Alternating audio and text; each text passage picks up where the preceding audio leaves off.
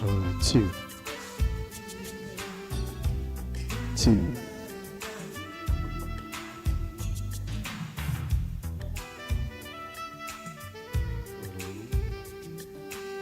좋아요.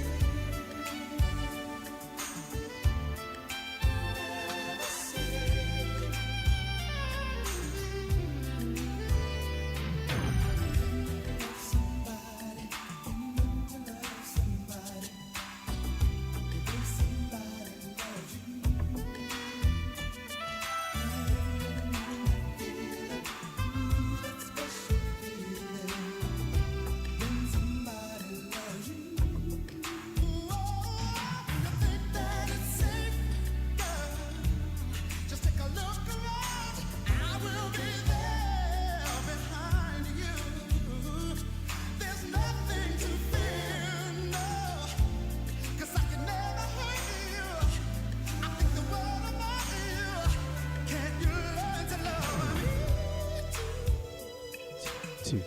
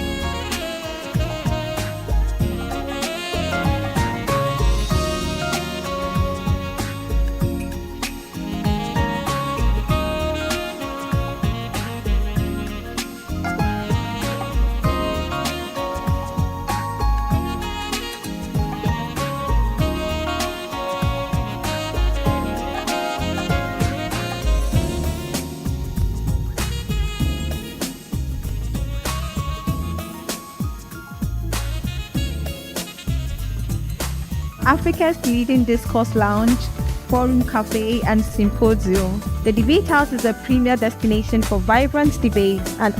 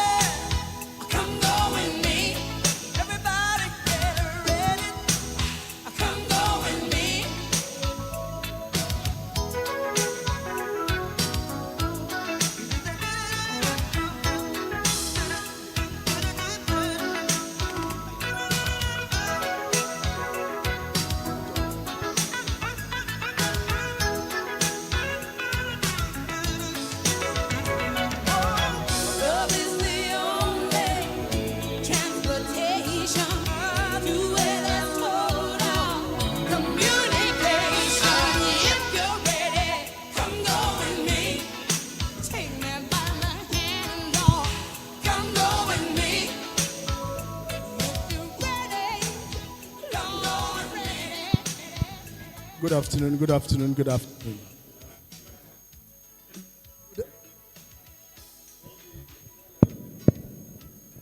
Good afternoon, and gentlemen. 52 minutes behind. We'll start. My name is Kobna Addison, Managing Director of.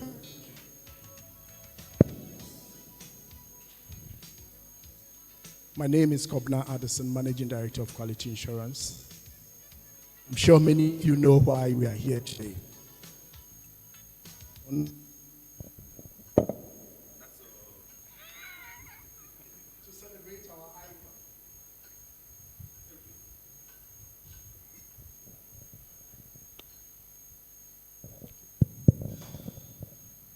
So once again, those who didn't hear me, my name is Kobna Addison, Managing Director of Quality Insurance.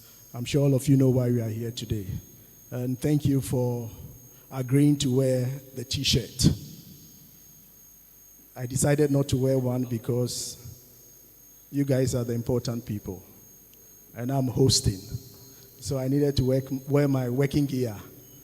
So forgive me if you don't see me in a t-shirt. But you know why we're here today? It's about Tommy Annan Forson, and he's 70. I'm going to say something, and many of you will doubt me, but when you go home, check. And you first heard it in Debate House. Before I say it, I'll explain. Debate House, I'm told, is going to be launched in the next 2 weeks. It's a place where people can come, engage in debates, get their facts. Every day there's a topic that would be advertised. An authority in that topic will be invited and there will be a debate. This is what goes on in every bar, but this time it's more coordinated and it will be fact-checked. So we don't go home with what we call Buzman facts.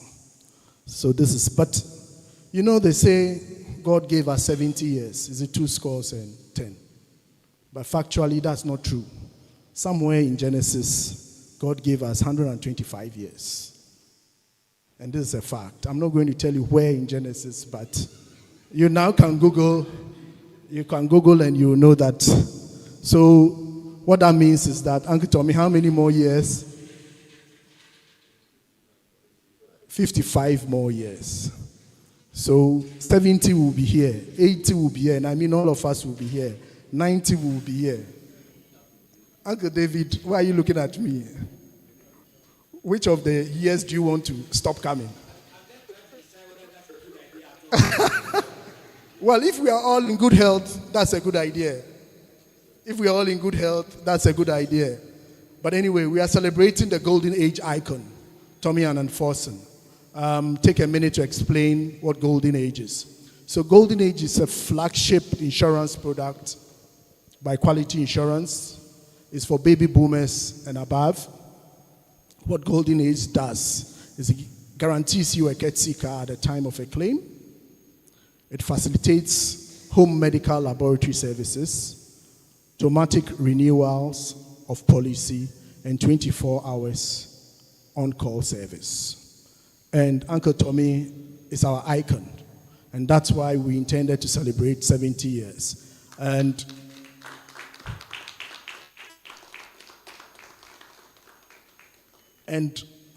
at this point, I will lead the happy birthday, then we continue. Happy birthday to you. Happy birthday to you. Happy birthday, happy birthday. Happy birthday to you. May God bless you now. May God bless you now. May God bless you now. May God bless you now. So I'm sure all of you received the program for today on your phone. Forgive me. I will do a Donald Trump along the line. I will go off course. And if I do, sometimes it will be intentional. Sometimes also I would have forgotten. So please try and bring me back on track. we decided to have this just not as every birthday, but also live here being inspired and knowing more. So the next on our item, we will invite Dr. Alija to do a short presentation, what we call the Golden Age. I'm trying to say what Dr. Alija is, the specialty, but the word is a bit too difficult for me to pronounce. So, Doc, please tell them what you are, and so that, because we are live streaming, so I don't want this to go viral, that I couldn't pronounce a word. So, Doc, you're welcome. Thank you very much, Uncle Kobna. So, I'm a geriatrician, simply a specialist who takes care of older adults. So for us in Ghana, an older adult is one who is 60 years and above. And as we can all tell, Uncle Tommy is way above 60. And as I look around, I can identify older persons, people that have watched on TV, people I've listened to. And I remember a few days ago when Ato Kwamna called me and asked me if I knew Tommy Annan-Force, and I'm like, yes, of course. I know him. I grew up listening to him on GBC2 those days. And one of my favorite programs was Senior Citizens Corner. And I remember it was usually on a Friday, it was a Friday evening, around 5 p.m. And the intro song, I still remember. I don't have a great voice, but I would like to sing it. And those of you who can help me do it, please feel free to support me when my voice goes creaky. Growing old, growing old, I wish I'll never grow old.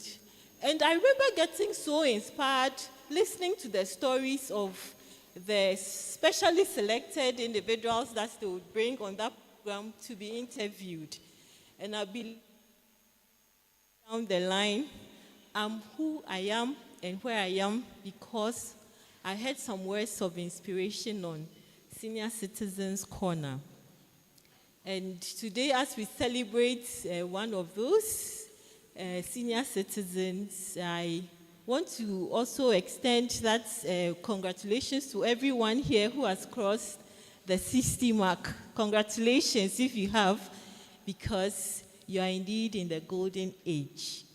And actually, as the days go by, you are going through your golden years.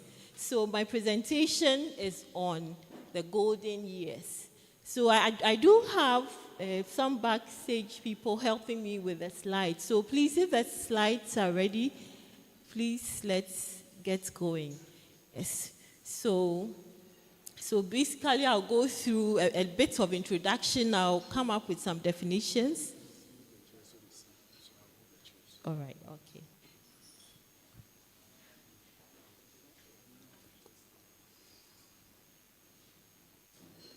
So as Uncle Kobna helps to get our special guests well seated, I'll just run through what my outline will be.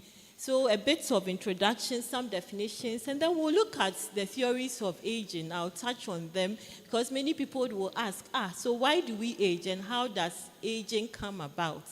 And then we'll look at a few age-related changes, and then some global and local trends, and then I'll touch on the problems of older adults, and then share a few tips for successful aging. Next slide, please. Yes, so just to kickstart, I just want to share a few words from the scripture. Today is Sunday. I'm sure a lot of us came here from church. So, the glory of the young is their strength. The gray hair of experience is the splendor of the old. So we are actually celebrating the splendor of the old. And I'll also add that every day is a gift from God, And the accumulation of days, weeks, months, and years is the cumulative gift of God. Let us live as people of gratitude.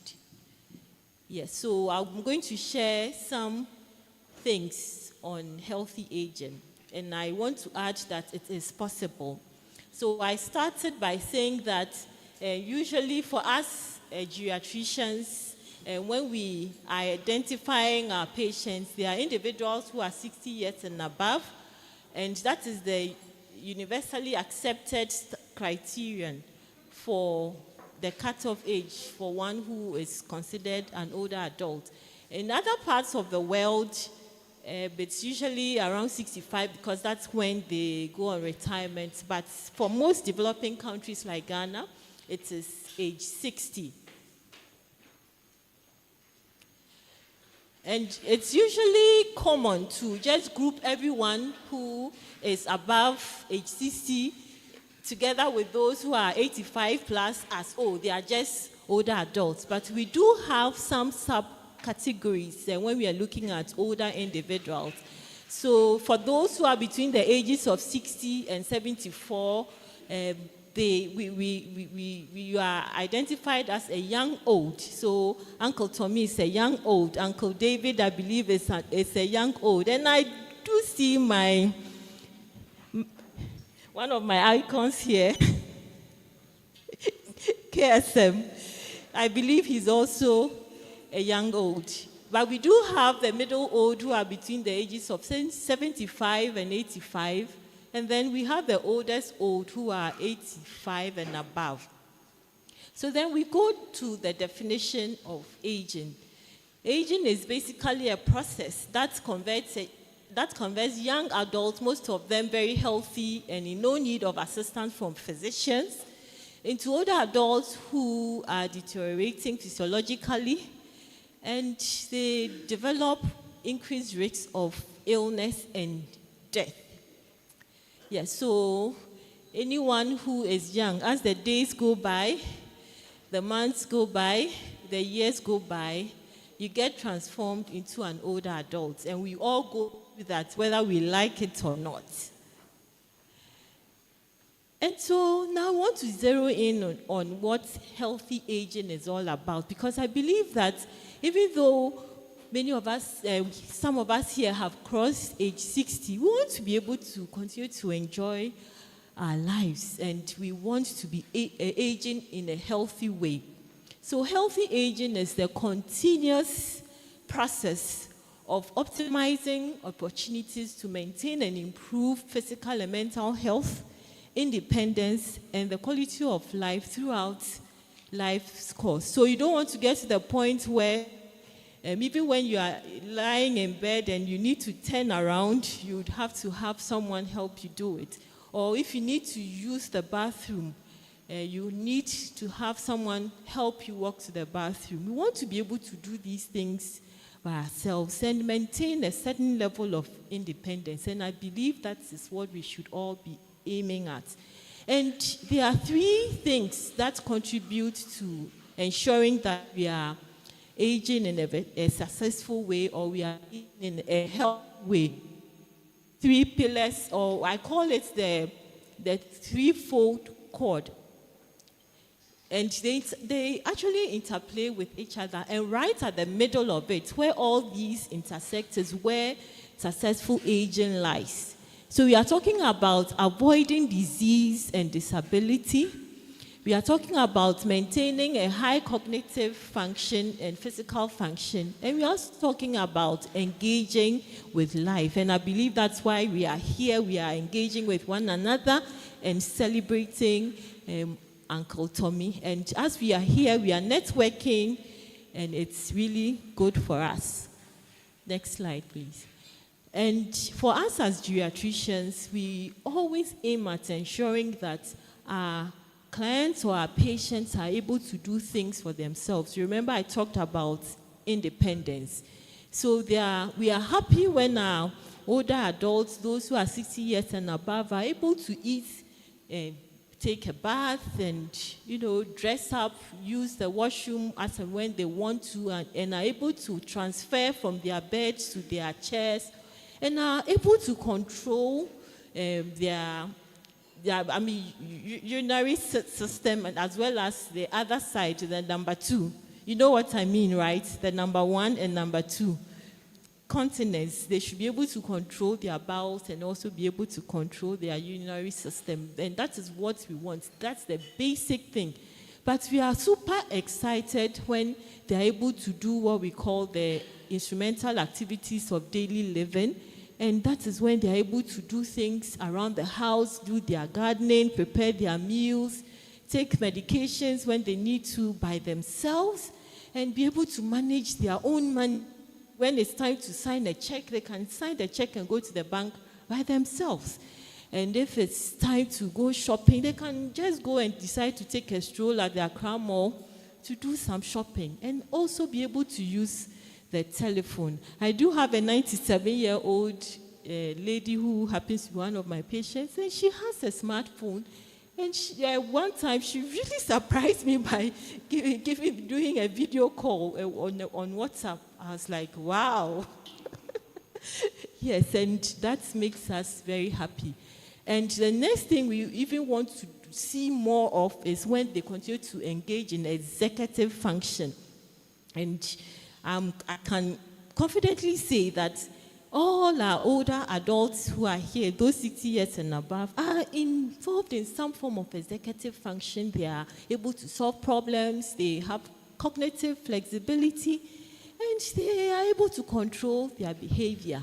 And that is the ultimate that we want to see amongst our older adults. And when we see with life, avoiding disease and maintaining physical and cognitive function. Next slide, please. All right, next one.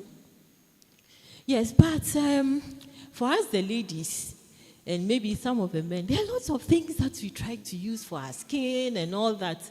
And the question is, can these stop aging? The products. Yes, well, they can delay aging to some extent, but aging still continues. Next slide. The next one, please. All right, so now we want to answer the question of how does aging come about? And there are in fact, about 300 different theories that have been put across by researchers to explain aging.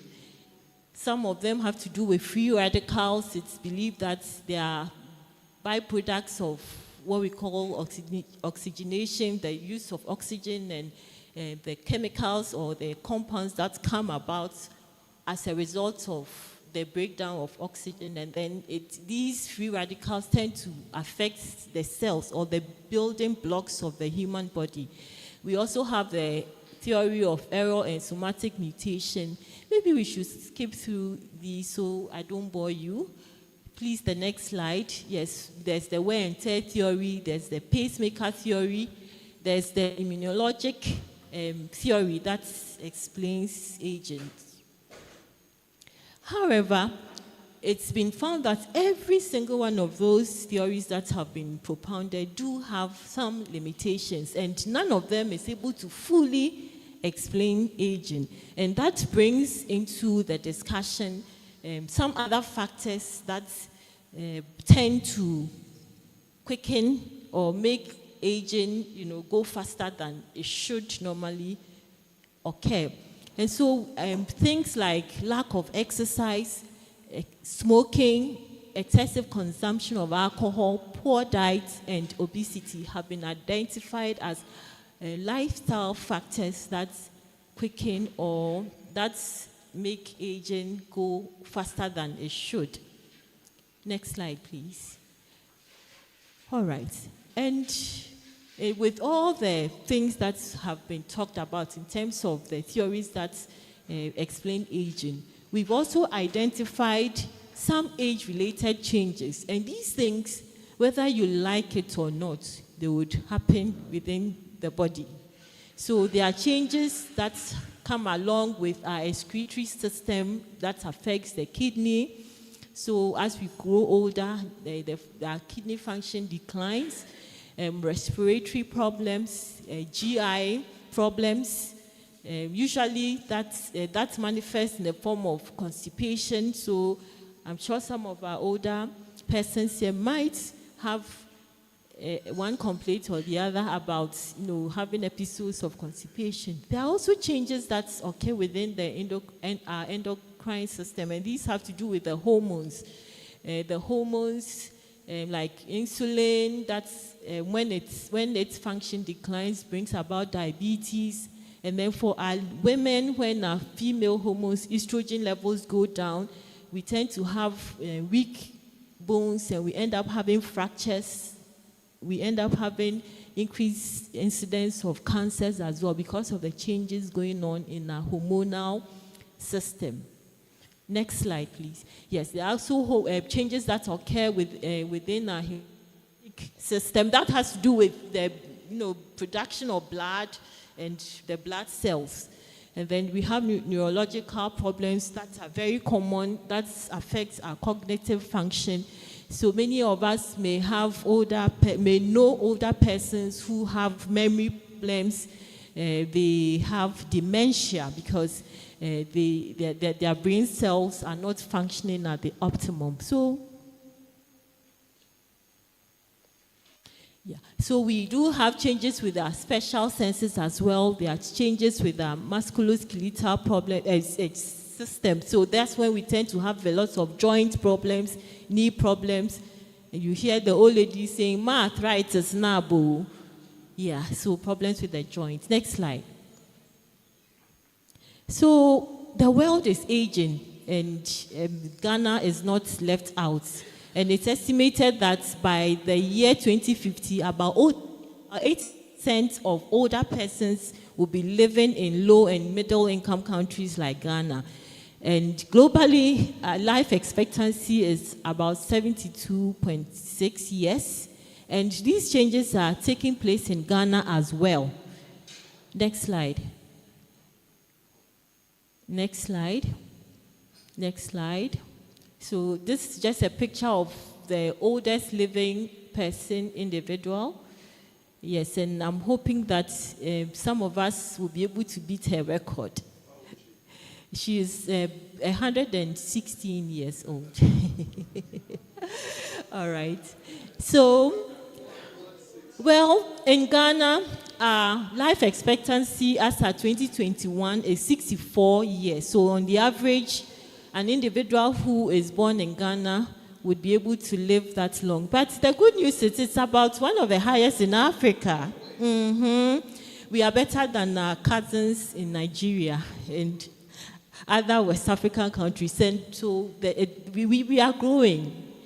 Next slide, please. So that's me and one of my older adult patients. She took this picture on her birthday. She was 84 at that time.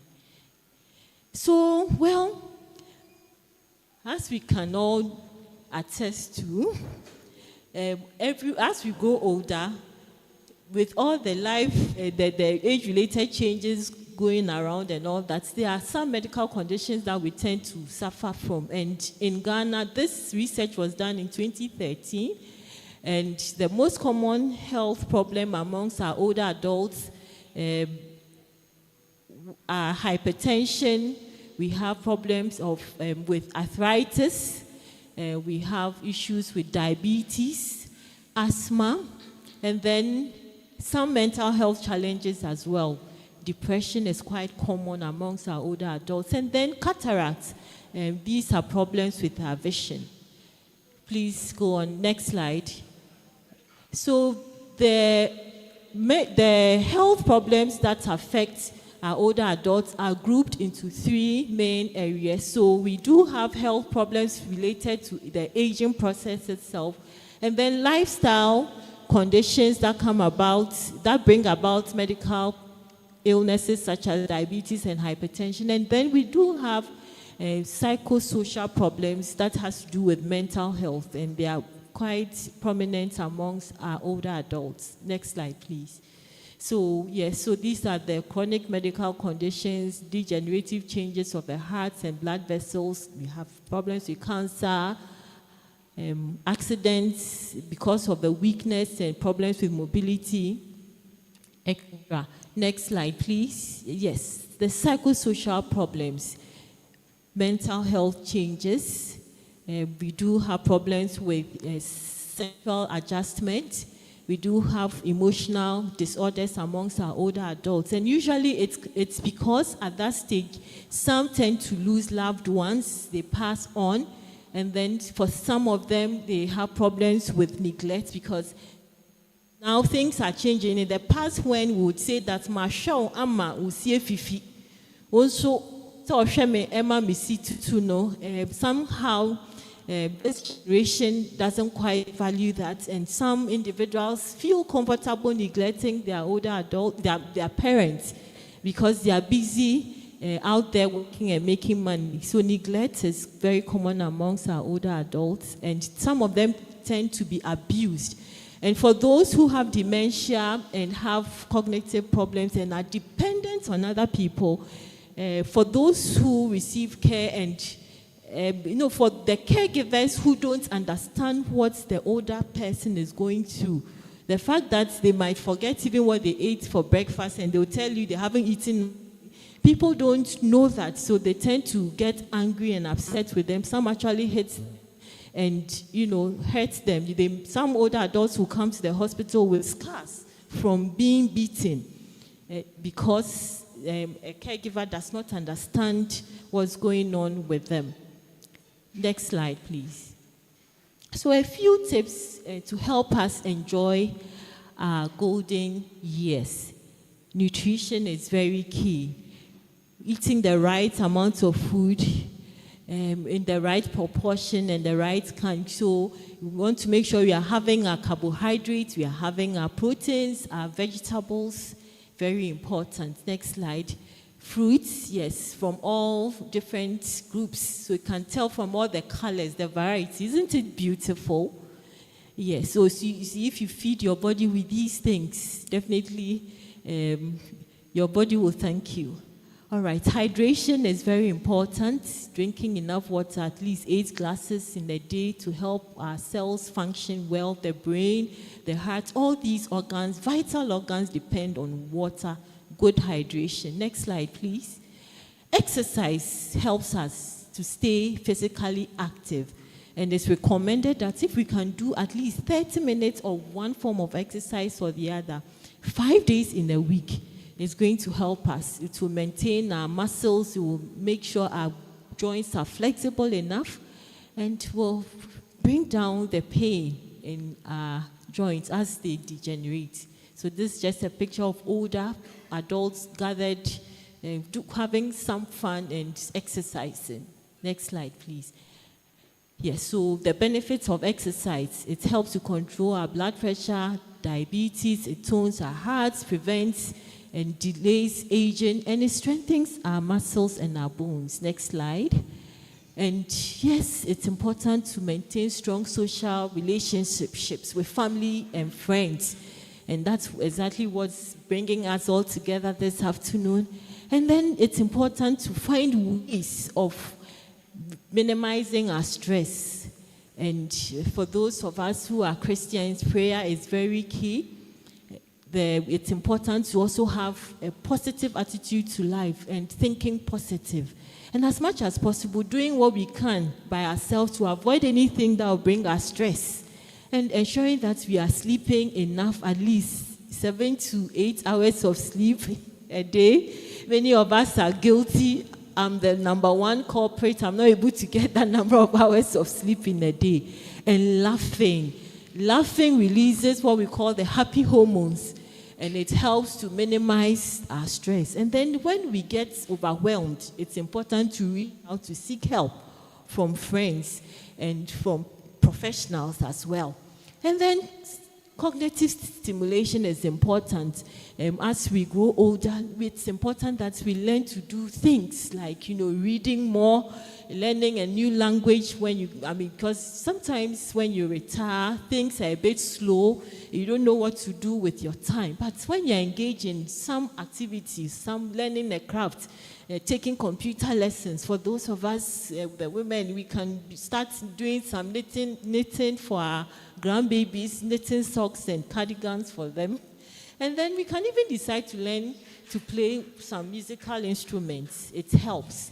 And then healthcare is important. Let's make sure we are going for our regular checkups and our screening. And then as much as possible, when we notice something going wrong in the body, we have to quickly go to the hospital. Immunization is also very important. Excuse me. All right. So in other parts of the world, usually at certain times in the year, there are immunizations against flu, and other common problems. Excuse me, let me drink some water, please.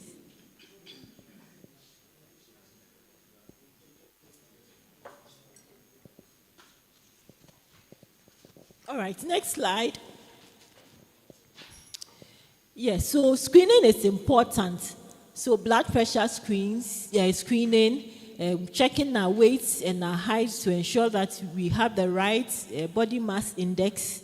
It's important that we keep an eye on our numbers, so cholesterol, blood sugar levels, and for us, the women, going for our pelvic examination and our pap smear to help us screen for cervical cancer is important. Going for breast cancer screening, also being screened for osteoporosis, especially for those of us who have crossed the menopause level or point. And then we also need to be screened for colorectal cancers. And this has to do with cancers involving the terminal parts of our intestines. And then for the men, checking our PSA is important. And I know KSM has a story to tell. He's battled with prostate cancer. And by God's grace, I believe he's won the battle. Amen. All right. So I want to just conclude on this note that in Deuteronomy 34, verse 7, Moses was 120 years old when he died, yet his eyes were not weak, nor his strength gone. And in Isaiah 46, verse 4, the Bible says that I will be your God throughout your lifetime until your hair is white with age. I made you and I'll care for you. I will carry you along and save you. So on that note of assurance from our God, I believe that all of us here will have a story to tell because our golden years will be beautiful because we are aging successfully. Thank you very much for your attention.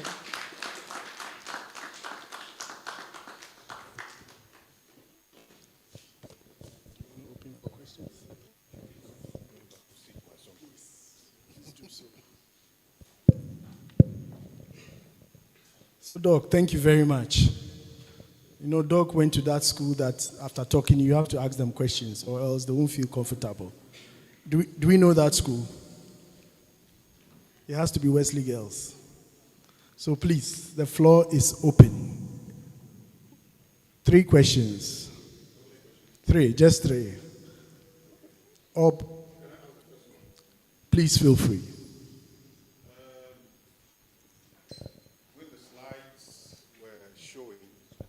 I saw the beauty of some vegetables, carrots, cabbages, lettuce, and all that. I see a danger for myself. Why? Because I've been a vegetarian for the past 52 years or so. But then, with cyanide and all the nonsense in Galamsey sites, I see the beauty of those things, and when I go to the market, I panic. Because you can never know what you are ingesting into the system.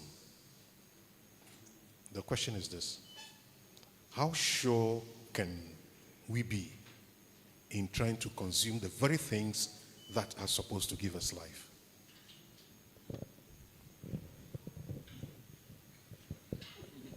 Thank you very much. That is a very good question. And my heart breaks when I go to some of the communities where we were getting organic food from and their water bodies are contaminated. Not too long ago, I was in where we have Lendador, not too along the Bonsu. Yes. Someone took the group I was with close to the river, and it's actually the river goes just by one of, I think it's the Itiwa forest, and I was so sad. And the story they told us was that community no longer has enough food, enough organic food to support even the people living in that city or in that town. So usually what I say is we may have to consider growing our own vegetables and ensuring that we are, making sure that the vegetables that we are growing are fertilized with organic stuff from our kitchen, waste food from our kitchen. Because that is one of the ways that we can really ensure that we are eating healthy. And then as much as possible, when we travel, these are a few thoughts I have. I'm sure other people have some other ideas to add to it. When we travel, let's, as much as possible, try to buy some of these vegetables, those highways where we believe that they are healthy. For those that end up in our markets, it's difficult to tell where they are coming from. But at least if you know where you bought your own vegetables from, if you travel outside, have your own backyard garden, then you are getting something healthy to eat. And then when it comes to, and if you have to buy it, when it comes to washing them, you make sure that you do thorough washing with your vinegar and salted water to make sure that you are getting rid of as much toxins as possible. And that is of the middle age. All right, so for the practicing geriatricians, there are 4 of us. Yes, there are only 4 of us. One is a professor who teaches at the UHAS. Another one is one of my medical school classmates. She did her residency training in the US and came back home to serve Mother Ghana. So she's Dr. Phyllis Teria. She practices in Kumasi. And then I happen to be the first trained by the Ghana College of Physicians and Surgeons. So, and then one of my colleagues also, she qualified.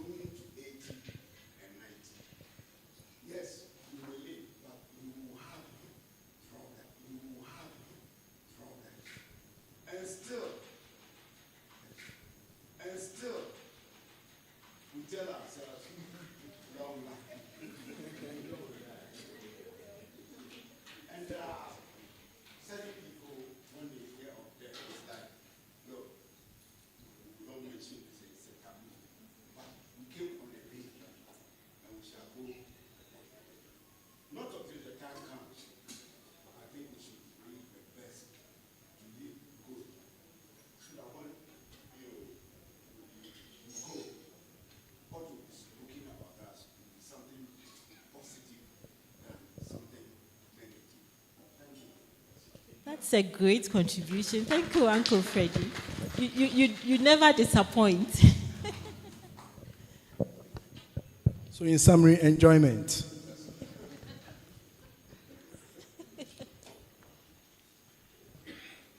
Genesis 6:3. And allow me to read. My spirit shall not abide in man forever, for he is flesh, shall be 120 years. So the 70 years, we take it, but we know we can get to 120.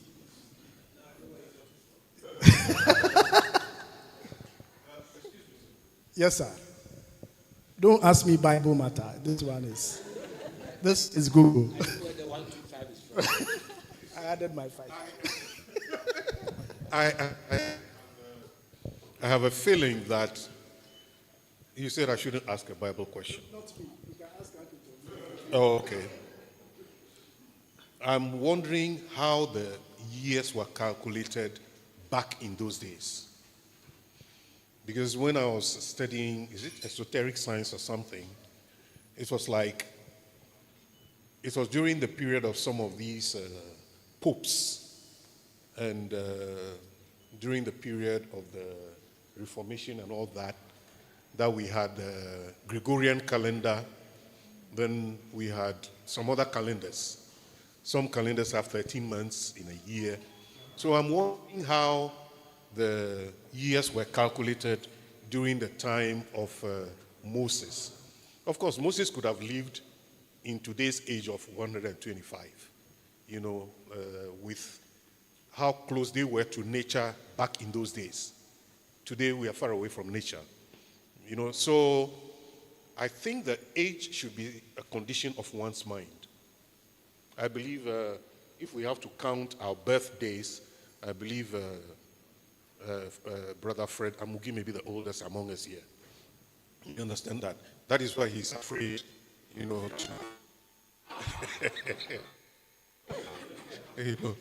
So, well, it wish him long life in what? Health. Once you don't, extremes are odious. Once you don't engage in extremes, you leave everything in moderation. You can clock 116 that the doctor talked about. No, she said somebody was 116 years. So I said, well, if you live in moderation, you can cross that age. So it's not a Bible question. A Bible question. Thank you very much. At this point, somebody's in love and wants to sing for her husband. Uncle Kobna, there's a quick question. A quick question. Okay. If you allow Kafu, we won't leave here.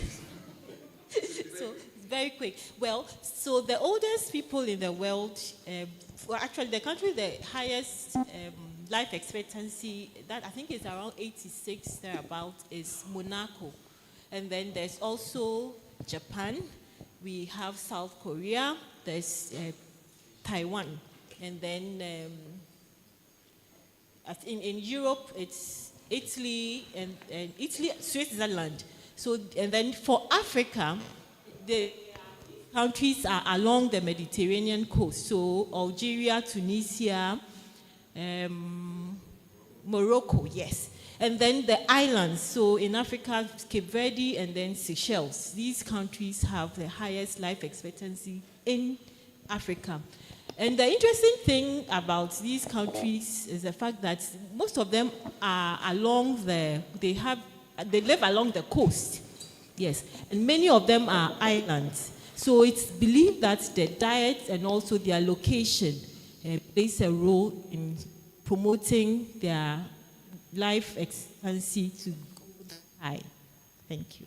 Thank you very much. So my first experience when I met Tommy and Nanaya was when we were looking for a golden age icon, and I told the consultant who was asked to look for an icon that I will only make a decision when Tommy and first want to do it. So a lot of names were offered. Some of you are here, some of you are not here. And I still told the consultant, I will only make a decision when Tommy and Forsen Snow. So finally, we got hold of Nanaya, and Nanaya's personal introduction to me is I'm Nanaya, wife of Tommy and manager of Tommy. And then I remembered my manager at home, and I said, but Nanaya, if you are a wife, you are also manager. You don't have to add the two. So, manager of Tommy wants to sing for Tommy. Let's put hands together.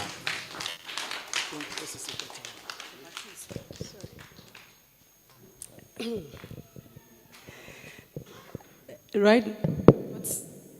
Kobna said, I don't even.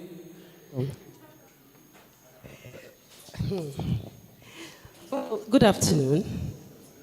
Good afternoon. This afternoon, Tom wants me to deliver a message to you in the gift of. And he says that I should tell you that sometimes you have plans. It is due to a few factors. But he says I should tell you that each time you feel like giving up, remember when and why you started, and also know that a hero lies in you. And so I want you to look at your neighbor and say, a hero lies in you. Like, we work on the microphone. A hero lies in you.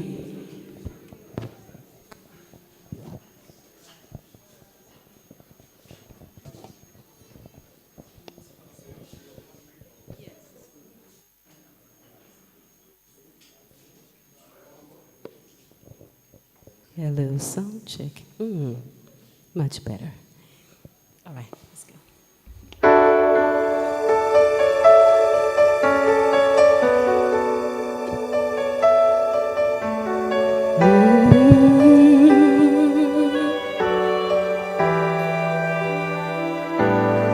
There's a hero. If you look inside your heart, you don't have to be afraid of what you are. There's an answer. You look within yourself, and the sorrow that you will melt away. And then a hero comes along with the strength to carry on, and you cast your fears aside, and you know you can survive. So when you feel like hope is gone, look inside you and be strong, and you finally see truth that a hero lies in you.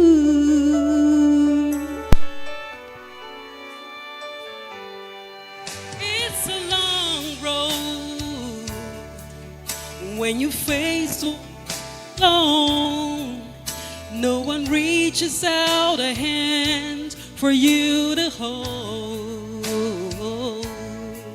You can find love when you reach within yourself, and the confidence you need will be right there.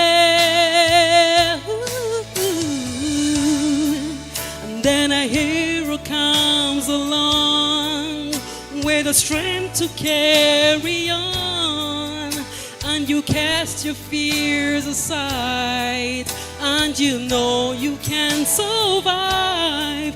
So when you feel like hope is gone, look inside you and be strong, and you finally see the truth that a hero lies in you.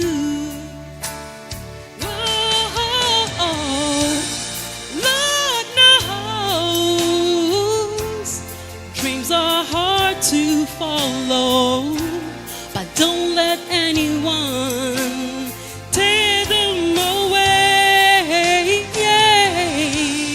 Hold on, 'cause there will be tomorrow. In time, you find a way.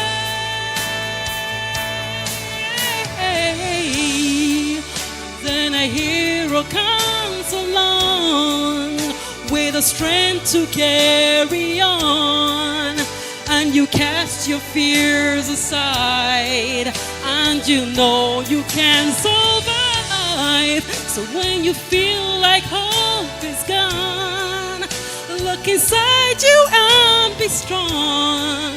And you finally see the truth, that a hero lies in you.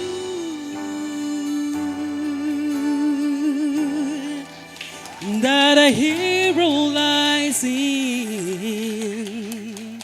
you, and you, and you, and you, and you. That a hero lies in you.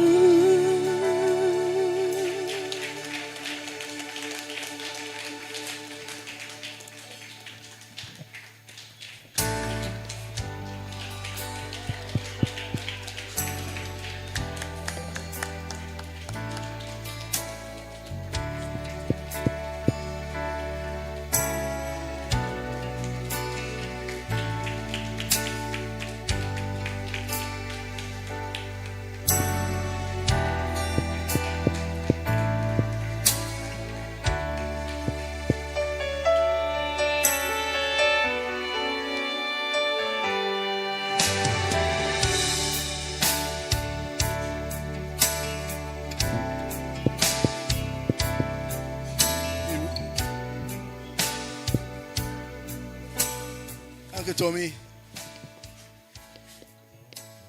that the hero lies in you. You know, I come from a small village called Tankofo. And that a hero lies in you, translated in Fanti, means something else. You have dirty minds. Figure it out. So I don't know, but I think I'll take it coming from you. So Uncle Tommy, indeed a hero lies in you, and a hero lies in all of us here. Thank you very much.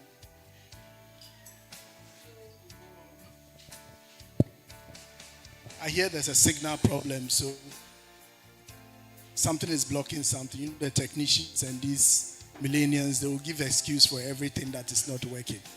So we accept it and we move on. Since we don't understand, all you do is okay.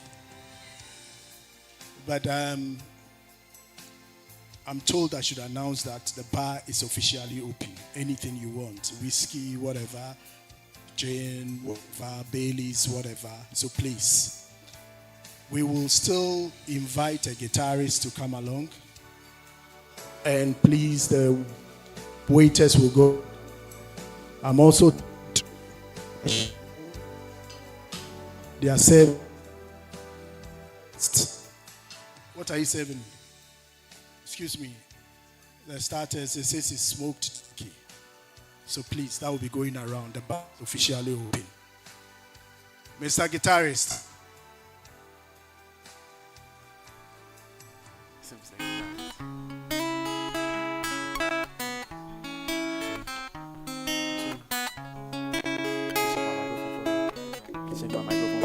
My microphone. Is it on? 1, 2, 1, 2. 2, 1, 2.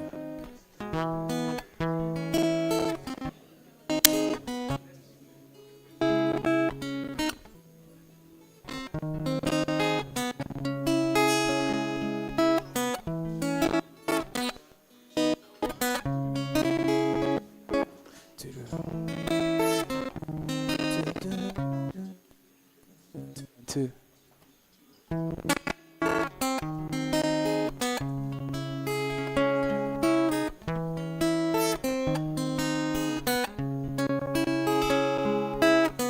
I see them crystals, raindrop fall.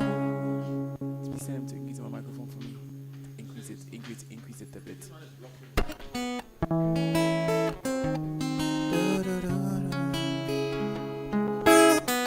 I see them crystals, raindrop fall, and the beauty of it all when the sun comes shining through to make those rainbows in my mind. When I think of you sometimes, I wanna spend some time with you, just the two of us. We can make it.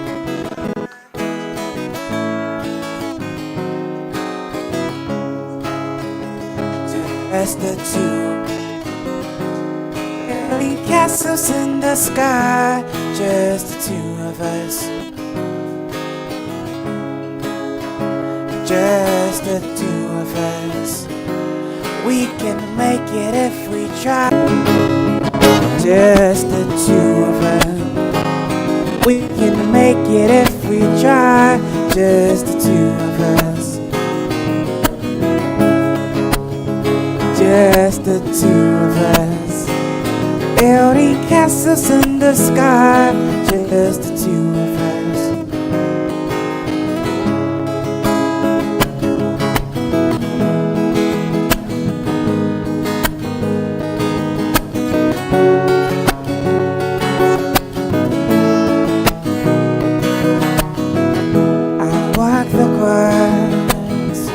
An empty land. I knew like the back of my hand. I felt the earth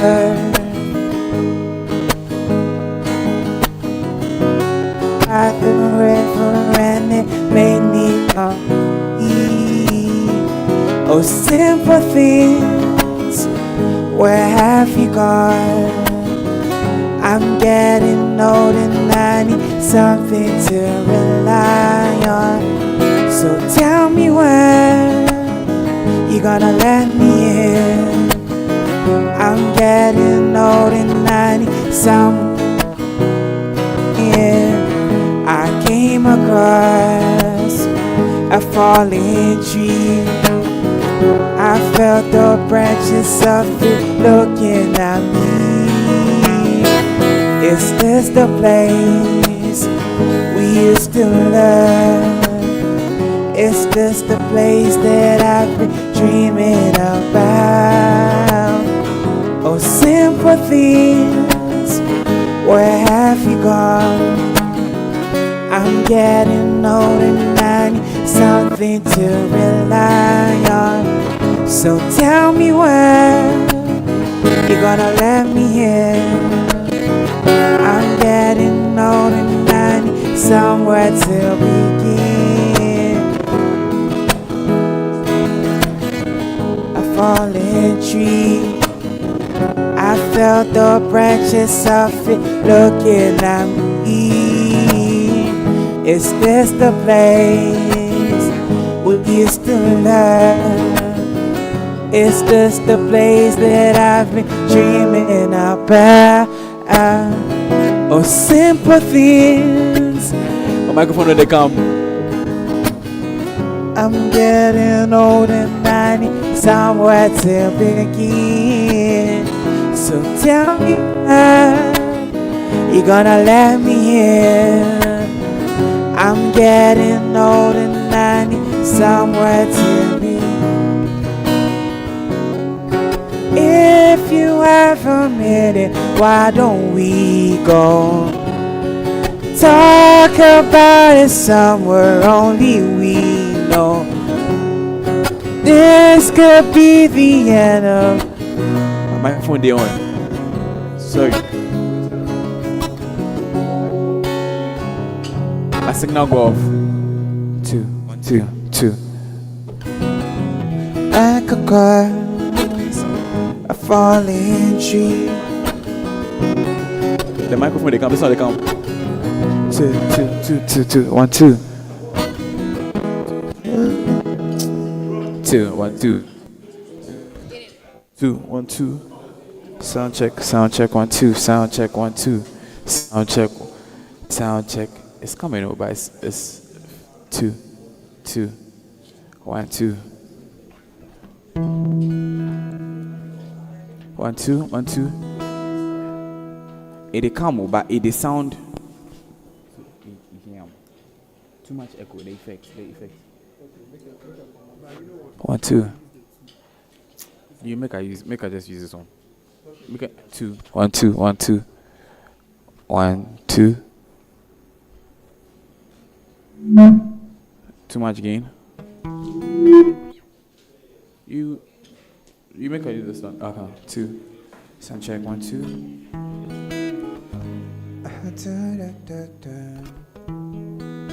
Stuck on you. Got a feeling.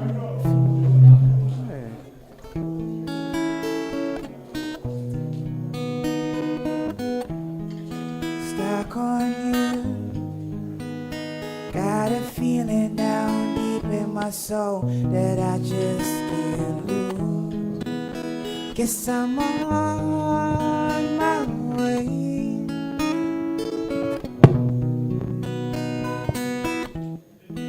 Needed a friend, and the way I feel now, I guess I'll be with you till the end.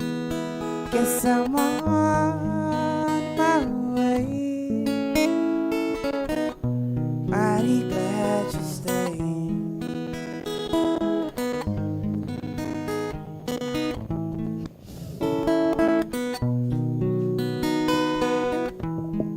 Stuck on you.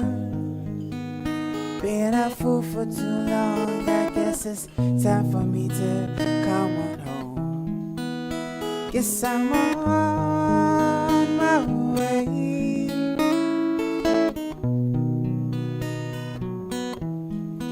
So hard to see that a woman like you could wait or run from a man like me. Guess I'm on my way. Mighty glad you stayed.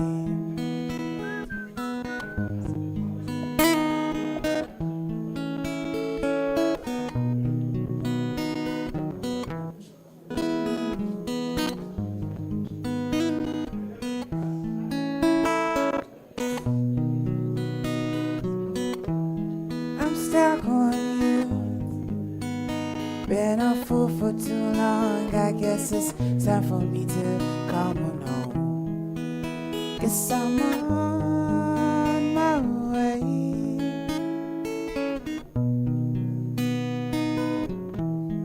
So hard to see that a woman like you can wait or run from a man like me. Guess I'm on my way. Mighty glad you stayed.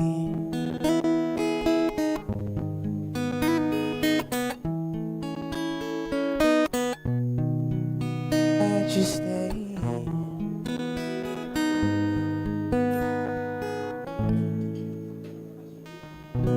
Mighty glad you stayed.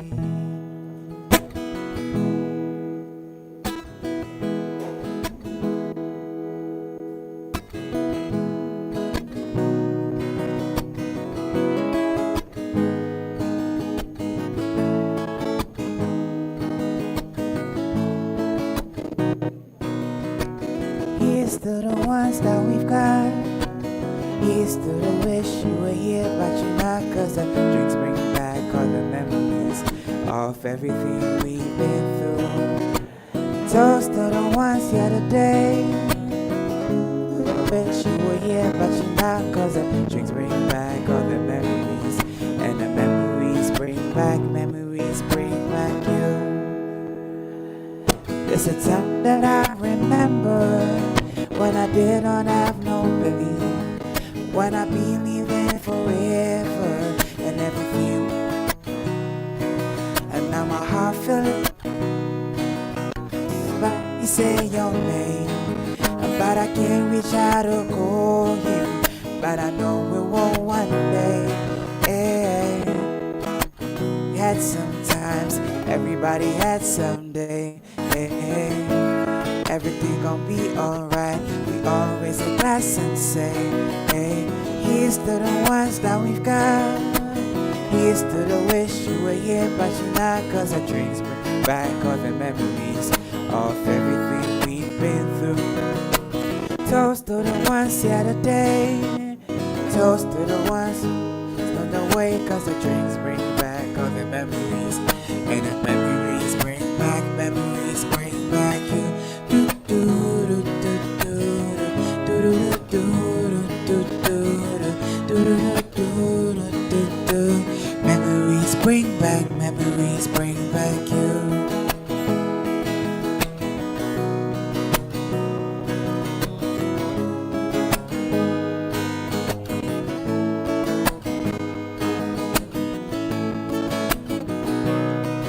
It's a time that I remember when I did not have no pain, when I believed in forever and everything would stay the same. And now my heart feel like December when somebody say your name, but I can't reach out to call you, but I know we will one day. Yeah.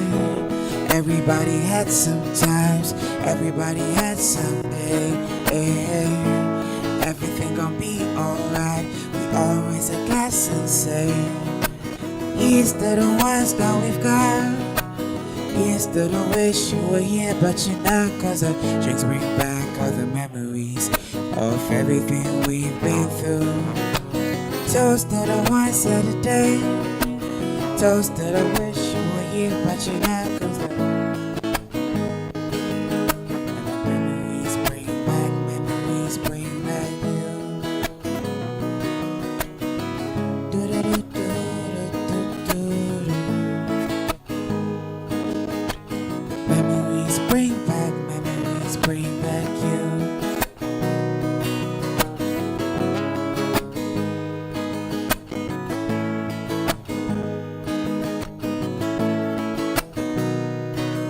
There's a time that I remember when I did not have no pain, when I believed in forever and everything would stay the same.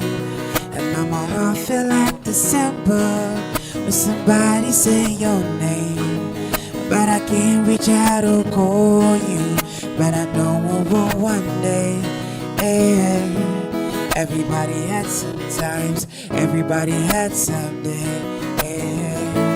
Everything gon' be alright. We always a glass and say, here's to the ones that we've got. Here's to the wish you were here, but you're not. Cause the drinks bring back all the memories, and the memories bring back you.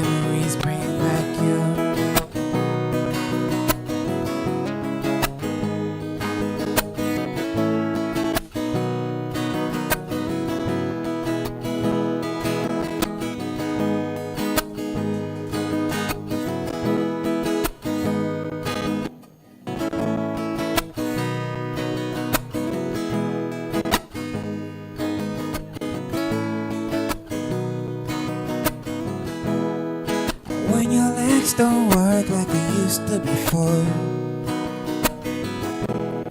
and I can't sweep you off of your feet.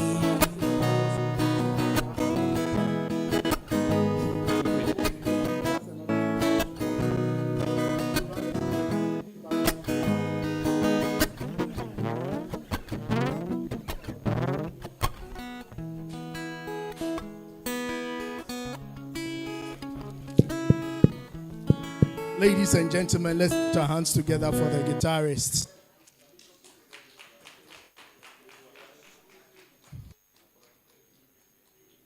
I'm sure you know, you've seen the program, and the next on the program is interview with Tommy. But before then, I'm going to pull a surprise. It's not on the program. Question to Tommy. If you have an option to play one game, cards or draft, which one would you pick? Spa, if you want me to say spa, or aso. Ebobo aso, and ebobo dami.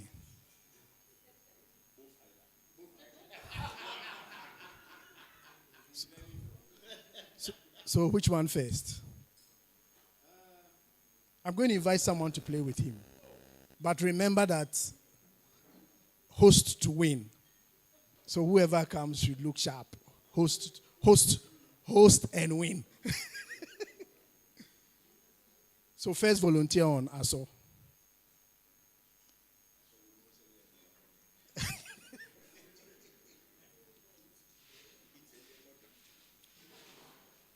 If I don't get a volunteer, I will choose.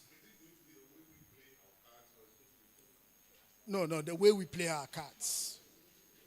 The people born between 1960, from before 1968 and between 1968 and 1975. The way we play our cards. Not the Gen Z and the millennial and they call it poker. And it's so easy. They turn all the cards and if you pick, you add. If you pick, no. I'm a boba.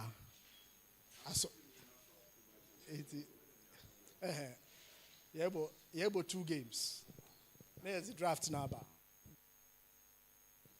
Uncle Fred, what's it about sopa?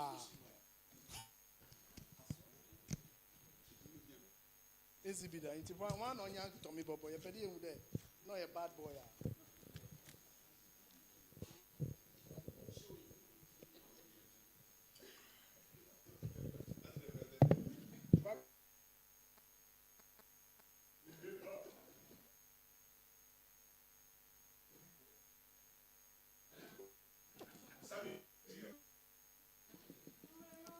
Maybe you're a young boy.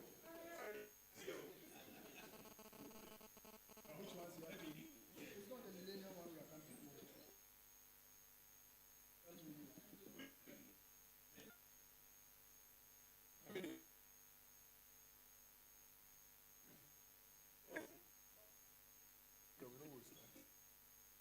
Yankee Tommy Bobaso.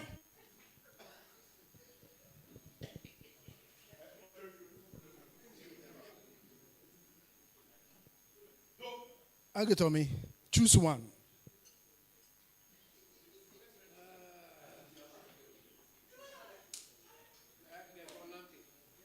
Mr. Lamptey. Mr. Lamptey. Mr. Lamptey, come and sit down. Dan. Mr. Lamptey. Oh, you play. You play. It says you already have a small table. But that's it. So we go.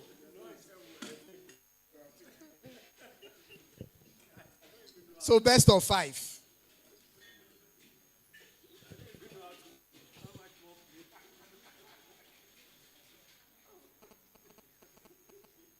You see, these are the old timers of people who. What he has done, our friend Watto, though. Okay.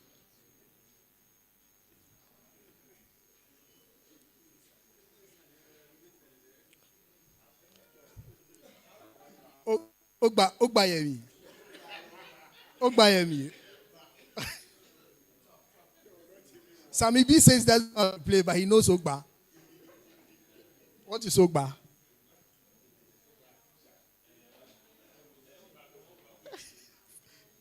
So we go. Referee a beer.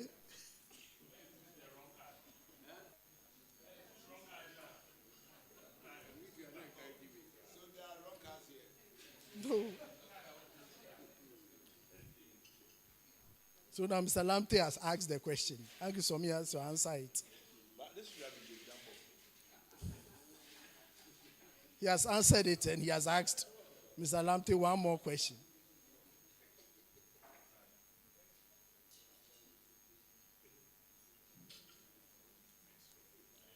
1-0. Best of 5. So it's 1-0 in favor of Uncle Tommy.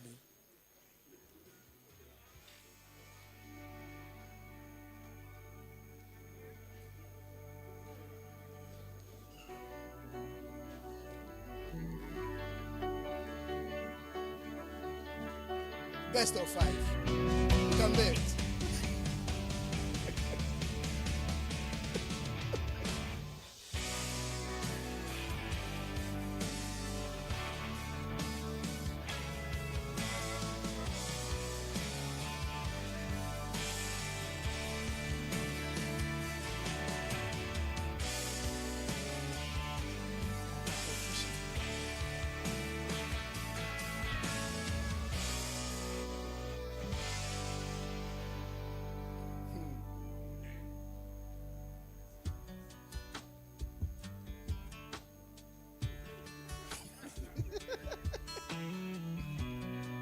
1-1.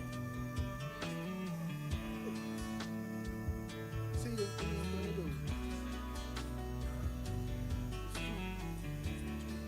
2-0. Madam, you see, you say you know. No. It's best of 5. So best of 5.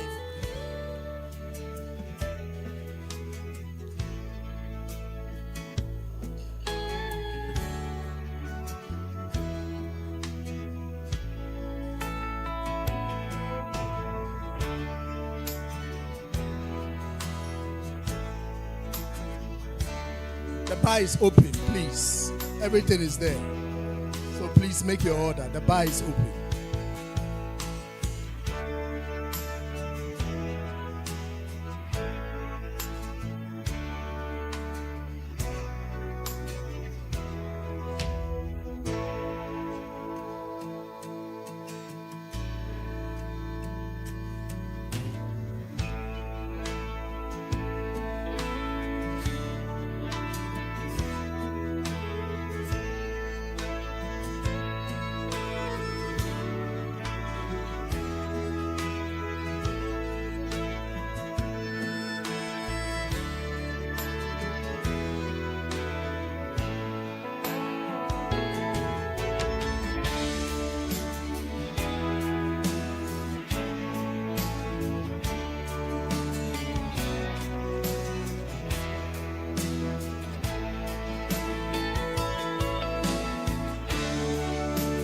Best of 5. Uncle Tommy won.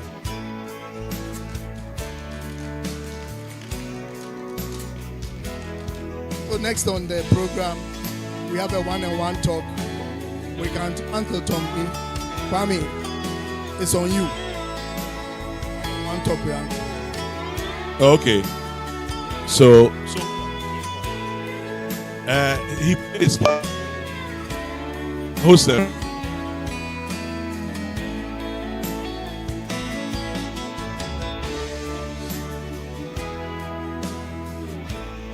Well, so for those of us who are below 70, and there are some of us far away from 70. No, far away below. And then there's somebody here who will be 77 in November. I've told him that whatever it is that he's doing, I want to follow. On November 5, 2020. Can you hear me? Okay, that's a technical man. He knows what is stuff. On November 5, 2025, Fred Amugi will be 77 years old.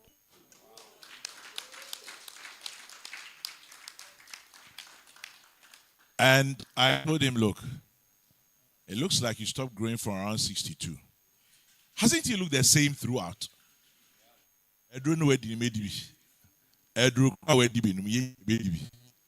But today we're celebrating Tommy. We're happy to join him and his beautiful wife, all of us here. But most importantly, we want to say a very big thank you to QIC for putting this together. MD of QIC, I've been seeing him in several years, a very good friend of mine. And, Scratch, why you? Not a whisker. So I remember Tommy Allen Forson from when everybody else remembers him on radio. My very first initial encounters with him had to do with the fact that I was also a very young rookie broadcaster starting out in GBC. And he had this red Beetle that we all could die for. You remember the red Beetle?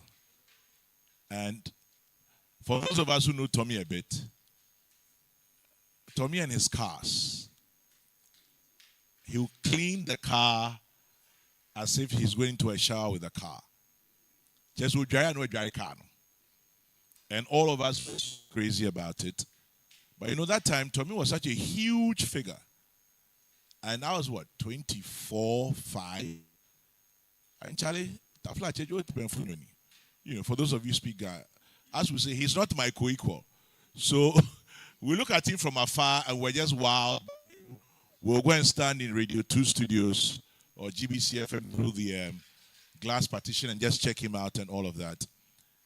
And then one day we had an encounter. You dey blow? He dey blow. You dey blow? He dey blow. This one is between us. If we tell it, he dey blow. He dey blow. He dey blow. He say, senior dey blow. But me, and your family, your friends, QIC is here, colleagues, former colleagues, and all of us are here. In 2 minutes, how does 70 feel? 70. I look 70. I walk 70. And wife who has looked after me so well. Yeah. I don't feel 70. I feel much younger. There's a hero in me. Well, now that he's 70, a wife who has looked after him, I only want to ask Anaya, is it 70? Or is it a heroic 70? He's giving me thumbs up. It's a heroic 70. Brother, Twaso. Your wife says it's a heroic 70. But Tommy, so 70 years. Let's look at your broadcasting life, which is what really thrusts you out in the public space. What are some of your memories you'd like to share? I know there are many of them. Oh, yeah. First one was when I started DJing in a nightclub, Hinlon Club. And at the time, the also entry, for sort of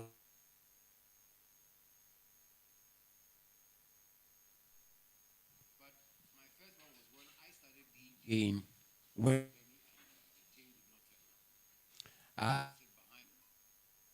trust me, I had no idea of music. Oh, really? And those days, stop till you get enough. That was on top.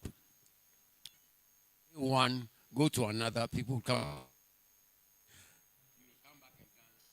And then somebody.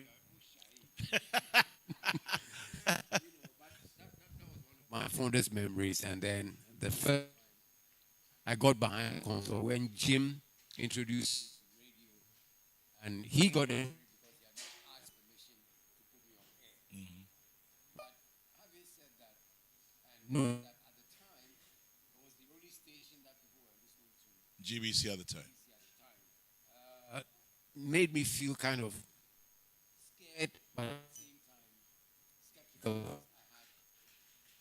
No intentions whatsoever of going into radio because I trained as an auto mechanic. Ochon Fitanyo. No wonder you've kept your car so clean. I understand. I'll tell you a secret. A lot of my cars lost weight because of the way I used to clean them. Dana Oshahi. Me, Shahi. And the tires grew smaller because I would use brush.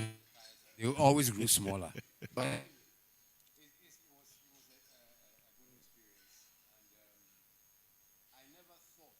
that I would end up being a broadcaster of 47 years. Wow. In July. Wow. Wow. Wow. Wow. So, it was an accident.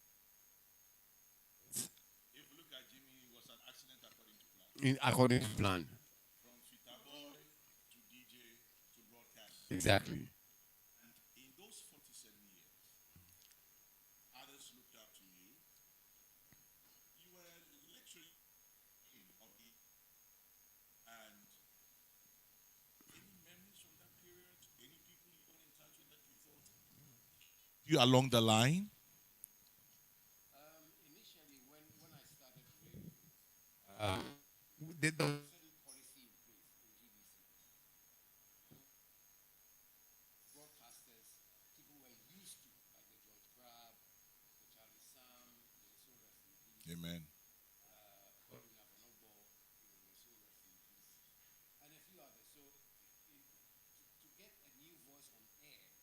Yeah.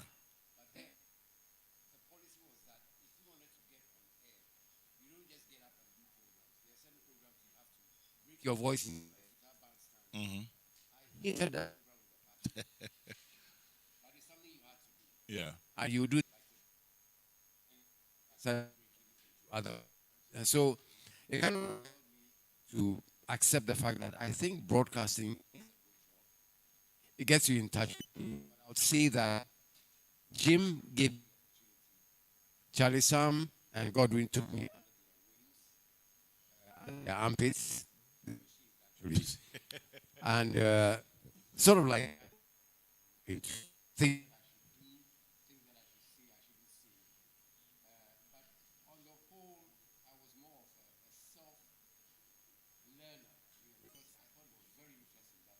what are the tricks? What are the things that and Jimam for those who really inspire?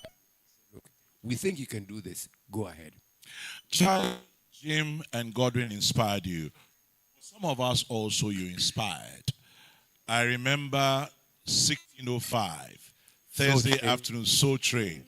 Those were days we'll come and peep through the window and we'll just be wowed at what you were doing. Now, looking back, who would you say have been your proteges? If you're talking, there's so many of them. Me, I'm here guilty. Don't count me, count the rest. Don't count me, you count the rest. But I'll Come. or Kofi Kombilson. Yeah. There are just so many of them. It's actually mention all of them, but you know, as I might remember some, but you know, 7 years you can't look at things that you left behind, things that you forgot. You try to remember, but not your.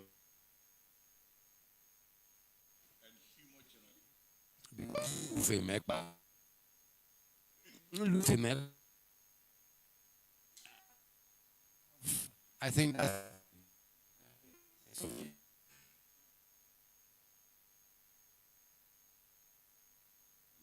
you know, without having to think about it.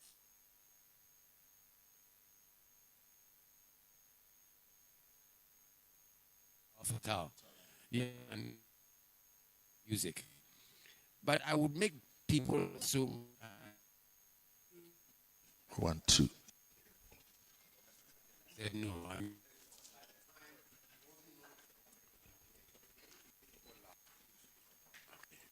Hello. Yeah. So if you're able to make people laugh, they look at it as concert. Ocho Olu. And concert wasn't really the thing for me. But I did the first show. I was very skeptical about doing the able to do 1, it. 2. And luckily enough, I got a very good review from some private newspapers. So I was asked to do a repeat program, which I did. And if I may just recount some, I would not call them sad memories, but I remember some woman laughed so much. And her friend asked her, when they were coming to the show, to bring a pair of spare underwear. Because it's likely that Tommy will make you laugh so much that you might do it on yourself. And incidentally, it happened. It happened. Oh, you were Shamokwe. Shamolokwe. And unfortunately, some woman laughed so much. I don't know how it happens. Maybe the doctor can explain. Hugo Swag. You know, so that's the first time I encountered him. You know, he was introduced to me as one of the gurus, you know. So to me, I don't think don't even remember the first time we met, but I've been an admirer from far since that day I saw you. Thank you. So it's a pleasure to be here today, and I'm honored. Thank you. Thank you very much. Yeah. Thank you. Freddie Ma, since you're seated next to KSM, you have always been behind the mic. Not like this, but you've always been pushing the knobs. Tell me about Tommy. You too, hello, sir. To my Yeah. You are the technical man, so.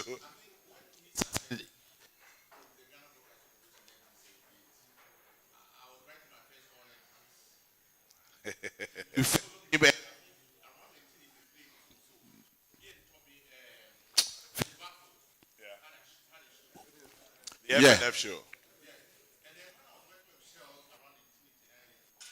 1996. Rex Cinema.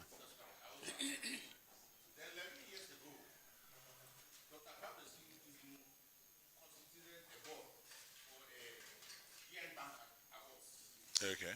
So,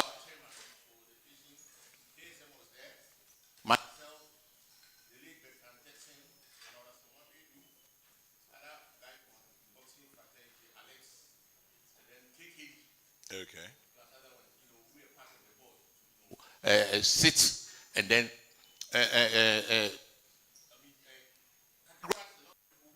to have that kind of award. And in fact,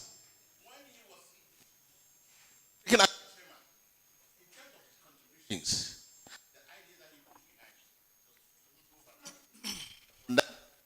we became very, and the kitchen arise. I just we talk other things. So that's why that was where I met.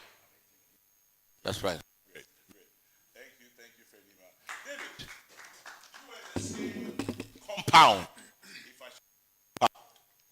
when some of us were small boys. You remember, Tommy, what would you like to say? You left the compound a bit earlier. You were such a big deal in that compound.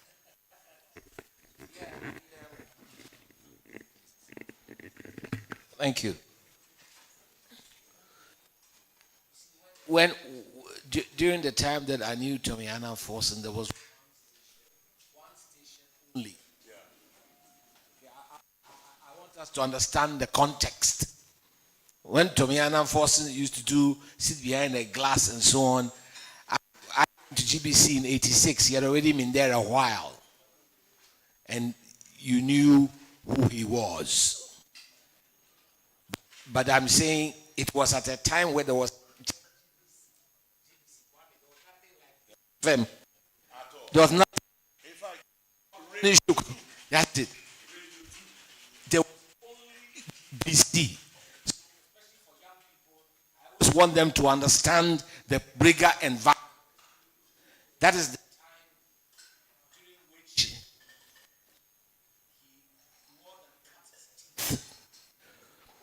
as for Tommy, he's a varied man. But one thing you know for sure is that if he says he's going to sell you a car, you better buy it. Because he looked after that. We always remember him for that. The thing I just want to say on a day like this is your deeds will always paint a picture of who you are. Congratulations. Congratulations. Thank you. Thank you so much. So let me take two more, one from Daddy Bosco, one from Kafui Day, and then we'll come back to Tommy again. Yes, Daddy Bosco.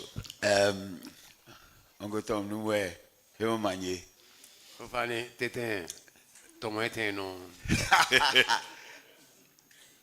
Honorable. So, Chairman General, you'll have to take a last one from Honorable Marco Krupumante. I have a peculiar relationship with Tommy, and he goes back to the 90s. I started out as a freelance journalist, writing for papers like Chronicle and Thing. And in those days, you needed to get the interviews. And like you rightly said, Tommy was the guy, once you have his interview, you know the editor will pay. And that's how our relationship started, by interviewing him. And subsequently, I've looked up to Tommy. I've worked with him, like Freddie Mo was saying, we're on the People's Choice Board. He was our leader, very, very dynamic. And from time to time, you see my voice, if they shake, I won't cry. No, I'm serious. Oh, child. God, this is somebody I looked up to from afar. And finally, he brought me under his wing. And when his wife, Nanaya, we worked together at Multimedia, by the way. When she called and said, Tommy's birthday, I said, look, no matter how busy my schedule is, I'll have to be there. Great. So, Numwe, we salute you. Thank Keep you. up the good work. Thank you. Thank you very much. Thank you.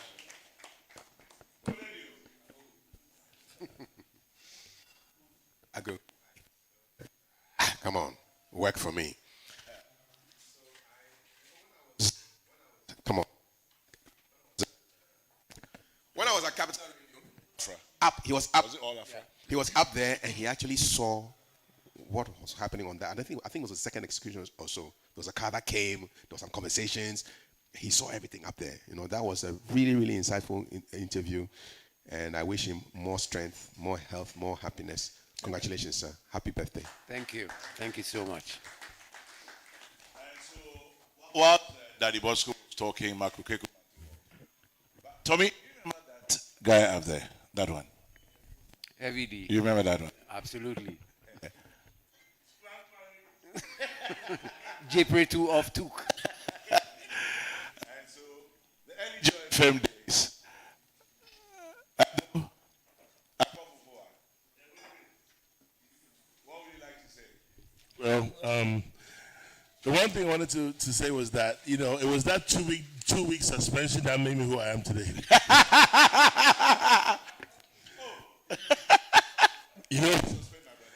Yeah, he did. And that shaped me up really, because to go from a very beautiful show to suspended for being late for 5 minutes, and it wasn't even time for the show, but that shaped me up till today. Anytime I have a show, I'm always there at least an hour before time. I appreciate you, sir. Without you, I would not be who I am today. God bless you. Bless you. Thank you. Bless you. Thank you. And I look forward to working with you again. Another gift of song. So, Mark. Unia. I'm here 70. You. Jenny 70. Eh? Jenny 70. Uncle Tom. Mark, how you doing? I'm okay. What happened to your hair? I auctioned. We used to call him Macaroni. He didn't know himself that he was called Macaroni. Now he knows. Now he knows, yes. And it was because of the hair. He had this cream, I don't know where it's from. That made the hair slimy, shiny, glossy. Spaghetti-like. And so,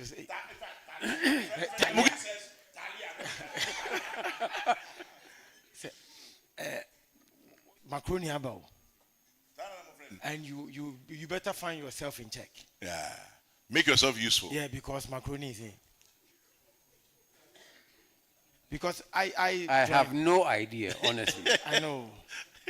Sorry. But now that you are saying it, you can say anything like Yeah. But Mark, we shall meet outside. I'll show you what macaroni can do.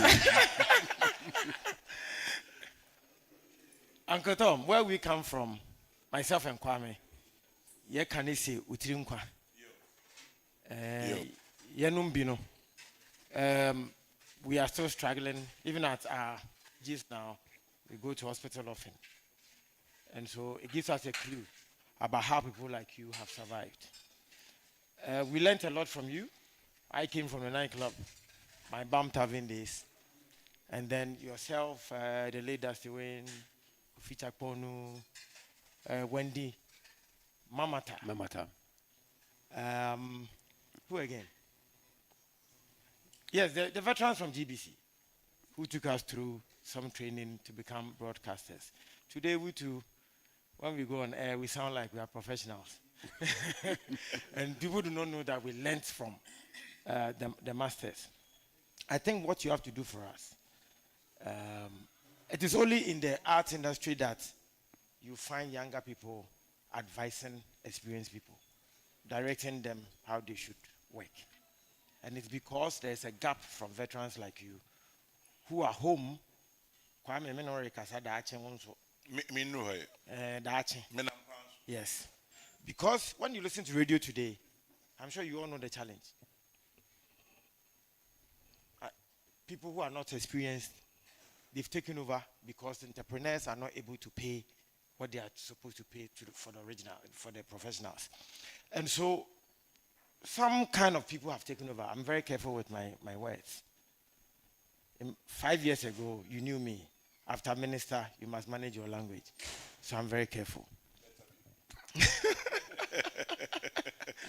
And so people like you must find ways of, after Rabodev, find ways of directing some of the up and coming ones. On Sundays, I don't often go out, but because of you, I will step out because I want you to know how much I appreciate what you transferred to me. Thank you. Thank you. I'm really grateful. I'm really grateful. Thank you. Thank you. So I'd like to thank all of you who've spoken. I'd like to acknowledge to my right, veteran actor, father, brother, uncle, grandfather, Fred Amogi. I'm sure he's no stranger. Everybody knows him. I'd like to acknowledge Fred Amogi as well. Okay. One line. And then to my left also, I'd like to acknowledge a journalist, a writer, a teacher, a senior friend, senior brother, Dr. Akofa Segbafia is also here. So, Tommy, we're here, 70 years of your life. You've heard some testimonials, and as we say, what are your final words? Amen. Well, I think Mark has said a lot. Kafui has said a lot. And all those who have spoken, Daddy Bosco, I want to say thank you. First of all, let me say thank you to God for bringing me this far. Secondly, to say thank you to my beautiful wife, Nanaya Jari. Yeah. Who is my manager as well. Yeah. Singer, actress, fantastic cook. Don't go there. Don't go there. Especially when it comes to her chicken. Oh gosh. It is something else. As soon as I finish eating that chicken, I look at her and say,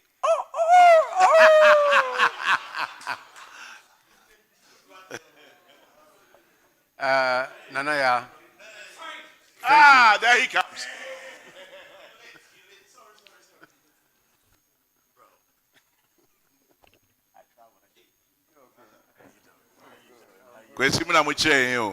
If the show starts at 1600, it should be there at 15. That's KKD. So KKD obviously needs no introduction. Kwesi Akwaba. So like I was saying, thank you, Nanaya, for all the wonderful things you've done for me. And to say thank you to even people like Kwame Sefakai. Even me. Daddy Bosco. So for me, kind of place. But it is people like you who have made me, in terms of opinions, suggestions, criticisms, praises, who have made me what I am today. I couldn't have done it without the presence of the good Lord and people who believed in me at a point in time when I thought I had taken the wrong course. But I felt that at a point in time, God decides our destiny and puts us on the right path. And I thought he put me on the right path to generate a generation of people who don't want to learn today because they think they know all. They walk on air when there's no air. But people like Kwame, myself, Jojo Bediakun, who say they've learned from me, they walk on the ground. I want to believe that everybody here, like Nanaya sang for me, there's a hero in every single person. And for me, I want to believe every single day, believe in one thing, positivity. And when you think positive, you get positive results. If you think negative, you get negative results. The two don't mix. The two don't mix at all. Let the positive outweigh your negative. Yes, certainly, we all have problems. We all make mistakes. We will continue to make mistakes because it is inevitable. We will all face that age where sometimes you even walk into a bank or walk into a hospital at that age and people don't even respect you. And this is where QIC comes in. And this is where I want to say that QIC, this is a fantastic initiative. Right from behind me, no waiting, no queuing. In the sense that you get to a certain point, you go to the hospital, people should give you priority. Not when I go to the bank and people say that, oh, there's a celebrity, so let's give him a chance. No. If I was not Tomiana Forson, they probably would not give me that chance. So that is just something I want to talk about and end here. I say that, ladies and gentlemen, we are all heroes in our own rights. We'll continue to inspire people. Even at this age, I always say that learning never stops until the ground calls you. So I want to say thank you to QIC. Thank you to God. Thank you to a beautiful wife, people like Kwame Sifakai, and people like you. God bless you all. God bless you all, and thank you. You're done. Steve, who's there?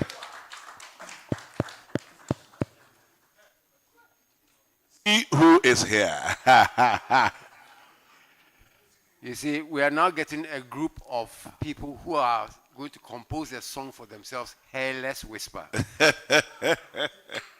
Mr. Kwesichum.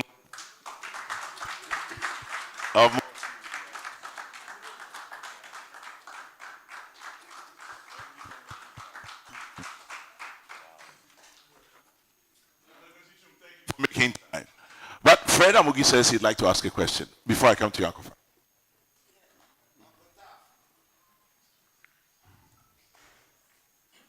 Dividing your age now into segments of 10. Let's forget 1 to 20. But 21 to 30, 31 to 40, 41 to 50, up to 61 to 70. Which of these segments would you say you love most? Interesting. Very interesting question. I'll say that in my 40s, because I remember, and once he has just walked in, let me say thank you to Kwesichum, who believed in me and thought that we could start something really good, which was Joy FM. So in my 40s, and I remember that memory because when I turned 40, I was at Joy FM. That was in my prime. And when it was announced that it was my 40th birthday, as people say, life begins at 40. The reception was so full of presents that it took me almost 2 days to carry them home. Somebody actually brought a cake in a pickup. And I said, wow. But you see, it made me understand that you don't see people saying they love you, but they show it. And when they show it, and you get to know that, oh, this is what people think of you. Obviously, at a point in time, you have criticisms. It's not everybody who will love you. But in my 40s was the most memorable time of my life. Interesting. Mr. Magic, you are next after Dr. Kofa. Doc, yes, your question, please. Yes, or your contribution. Yes, mine is more of an observation. When I see the caliber of people who are here to raise Tomi's, there are some that I have worked with. There are some that I have a close relationship with. And each and every person here who has been in broadcasting, in radio, on television, have acquitted themselves professionally.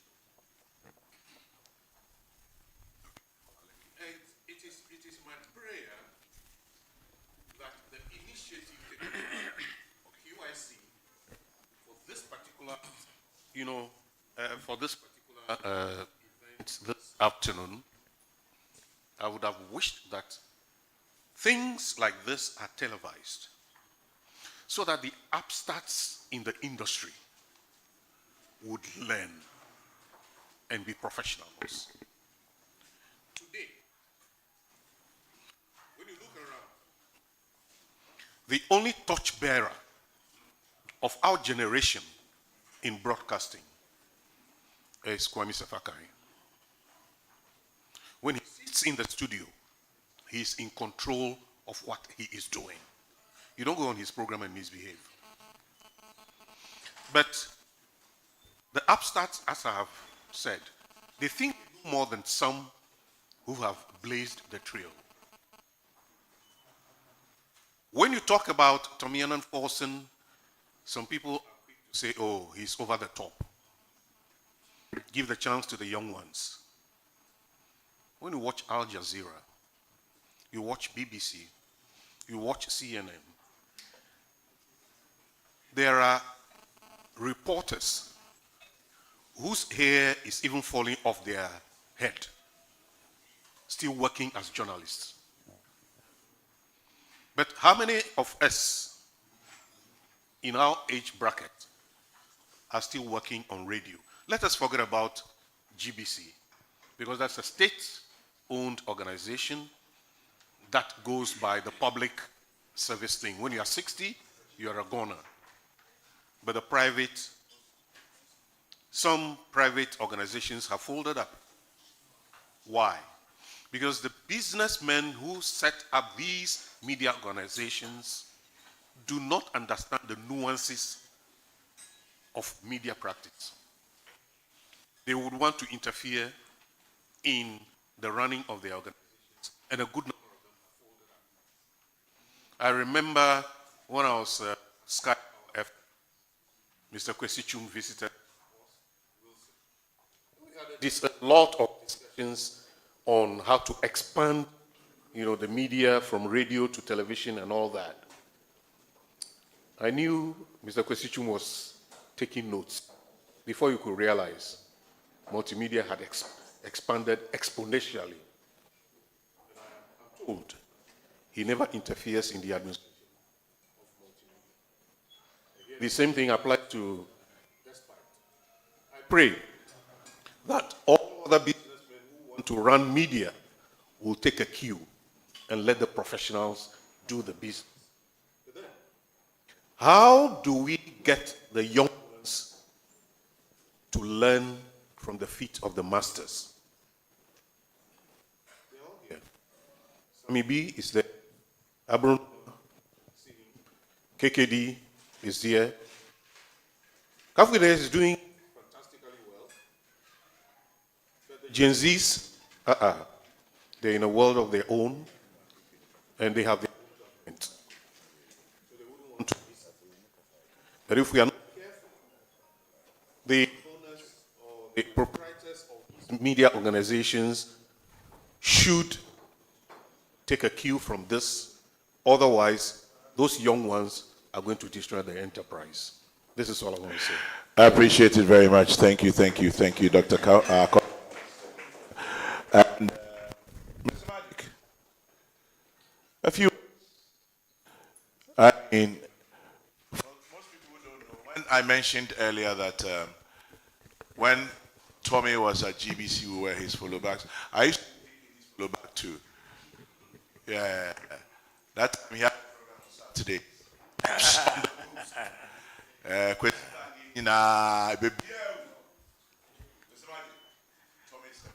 All I want to say to Tommy is, you're a hero. You've done great for your country and your profession.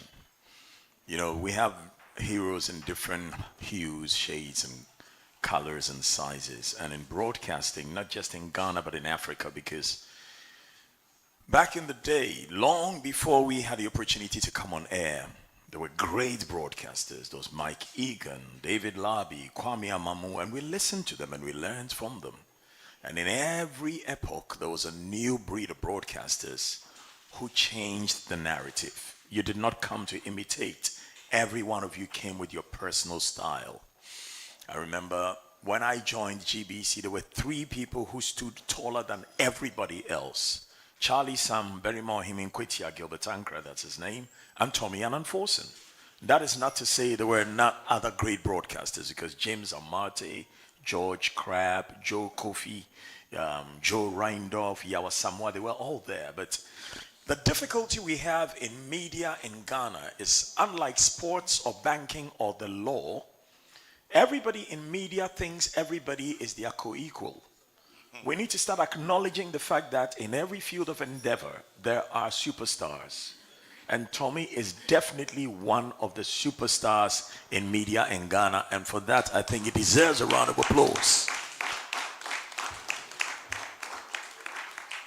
And what Tommy did for Ghana that people did not recognize in the very beginning, because I heard critiques and I heard praises. And some of the critiques were quite silly.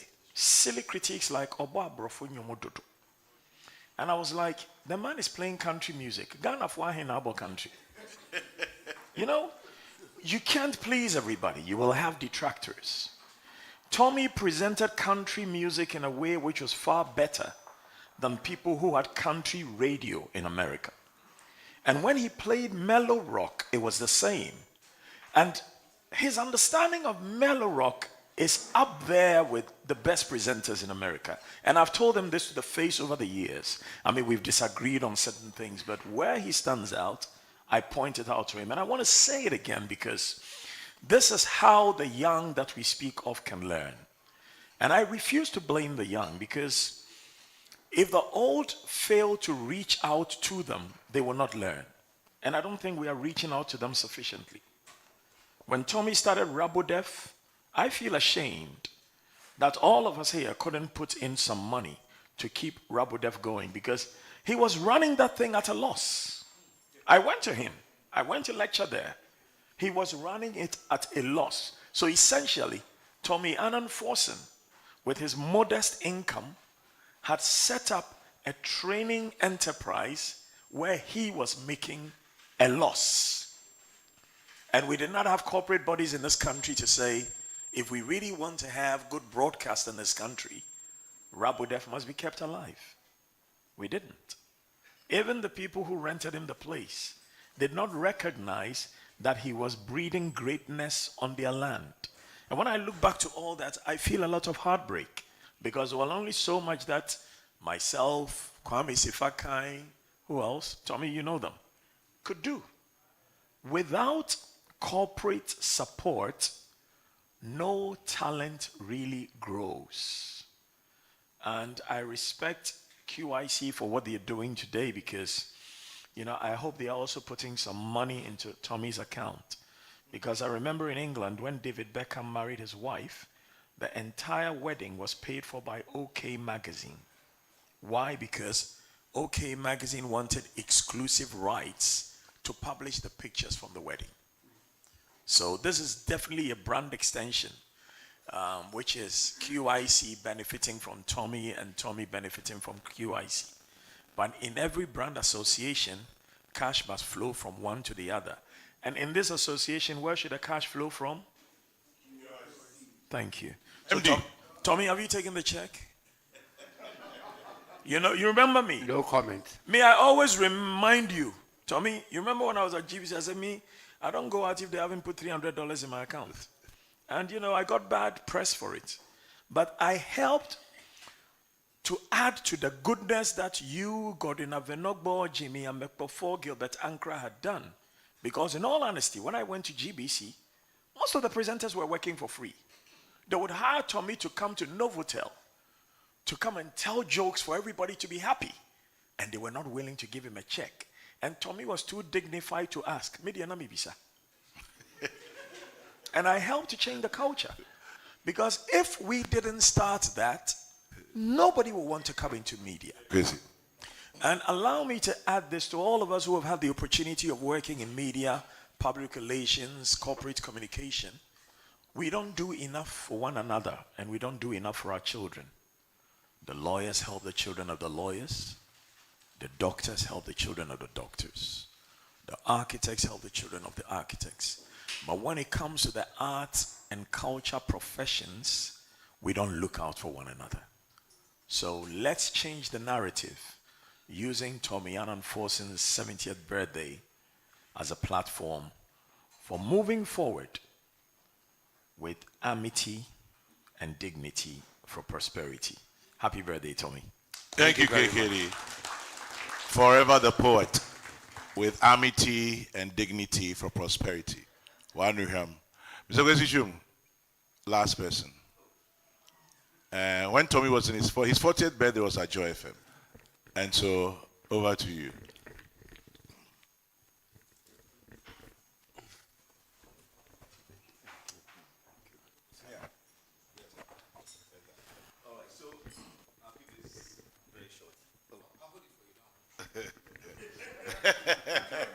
I'm not how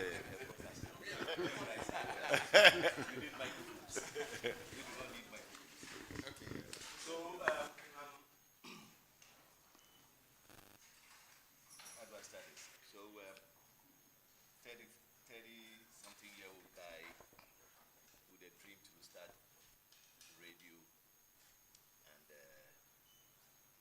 I knew I had to have this young man who was but made such a big impression on me.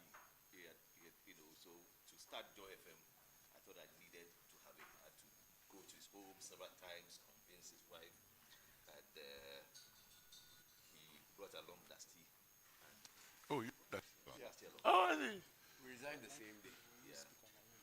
To join me, launch Joy FM. Okay. And because we're live streaming, we wouldn't speak. Yeah. So the Joy FM story can never not be told without great salute to this young man here. Without him, I don't think the Joy would have been where it is. 30 years today, I walked to GBC, he was hesitant. I had to go to his home in Lakoni, several visits to his home, and, Tommy, the guy say, Wonderbushi. My Kuru father says, yeah, that was. I don't have a big, but what do you say? Now, Akpa down. Please, Kwame, please see if there are any cracks on the ground. Everything. I owe you everything, and we love you. God bless you. Thank you. Thank you very much, Mr. Kwesi. Thank you, Kwesi Chei Dakwa. Thank you, KSM. Thank you, Freddie. Kumante. Thank you, Dr. Segbefia Akofa. Thank you, Fred Amogika Fuide. Do Anachi Klenam. You, Daddy Bosco. Just in case I've forgotten anybody, please forgive me. But thank you to all of you making time out to join us here as we celebrate Tommy at 70. And I have the voice to speak but not to sing. Happy birthday. Somebody help me. Happy birthday. Birthday, Tommy. Happy birthday to. May God bless you now and forever. May God bless you now. May God bless you now. God bless you, Tommy. May God bless you now. God bless. Hip, hip, hip. Hip, hip, hip. Hip, hip, hip. Bless you, Tommy. Bless you, Tommy. Thank you very much, QIC. Thank you very much. There's one thing I have to do, or else I will kneel down. My senior is here, Okrekumante. This is college.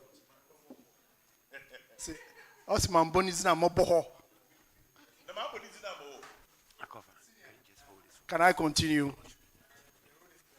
Thank you.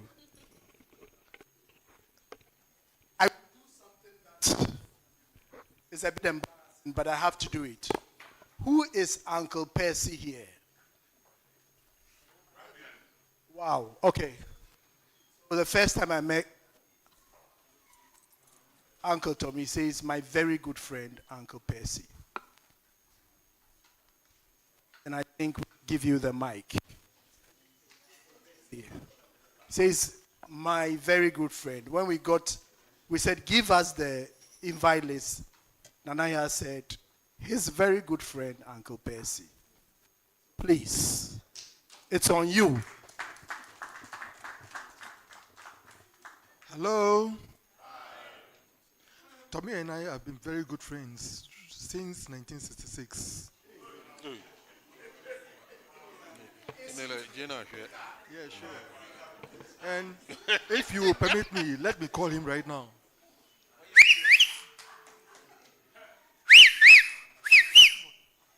Oh, I want him to respond, please. Oh, okay, sure. Okay, so this is how we used to call ourselves. Sure. And we were not very far from each other in Laboni. We happened to be among the very, early settlers, private settlers in Laboni. Naturally, certainly. But then, the estates have been developed already. But then the private developers, we were the very early settlers over there. So naturally, we got bonded together. And incidentally, we were both in Otu homeschool. So, having come to stay in the neighborhood also strengthened the bond even better. Now, we both of us had similar traits. We were both mischievous. So there are instances in which, we will compete one with another. We both had bikes, so we used to do racing a lot. One of the sports from where we raced was in the Kofi Baku area. And before the races start, not him and I alone, but with a couple of other boys, there is a rule that nobody should hold the steer, however fast you're going. And we will race and then turn around the junction, unmindful of whether any car is coming or not. So, now, we always say to ourselves how reckless we have been. Any car could have knocked us at any time. We should have been dead right now, by now. But God has sustained us. Not only that, in Ghana International School, there was a project that was being undertaken, but it was stalled for some time. So the mound that had been heaped up had become caked, dried up. It has become very dried. So Kobna and I will go. I call him Kobna. I don't call him Thomas.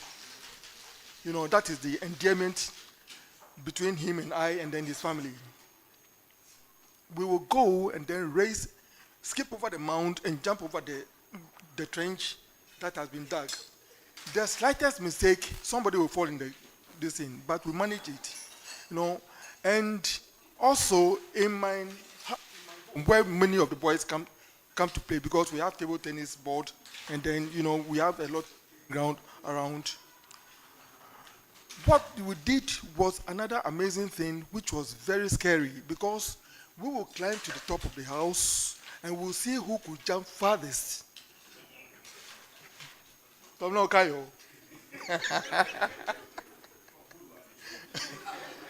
was absolutely crazy. An uncle, my youngest uncle, came to see us doing such a thing one day, and he said, but you cry, how stupid can you be? But he ended up calling us daredevils. It wasn't something that was so flattering, but we accepted the term. We also enjoyed music a lot, going from pop through soul music and other kind of music. But then, whereas he was very, we also got into rock music a lot. Our favorite, bands being Deep Purple, Led Zeppelin, Black Sabbath, Nazareth, and a host of others. We could play music from, sometimes it can stay in my house almost overnight.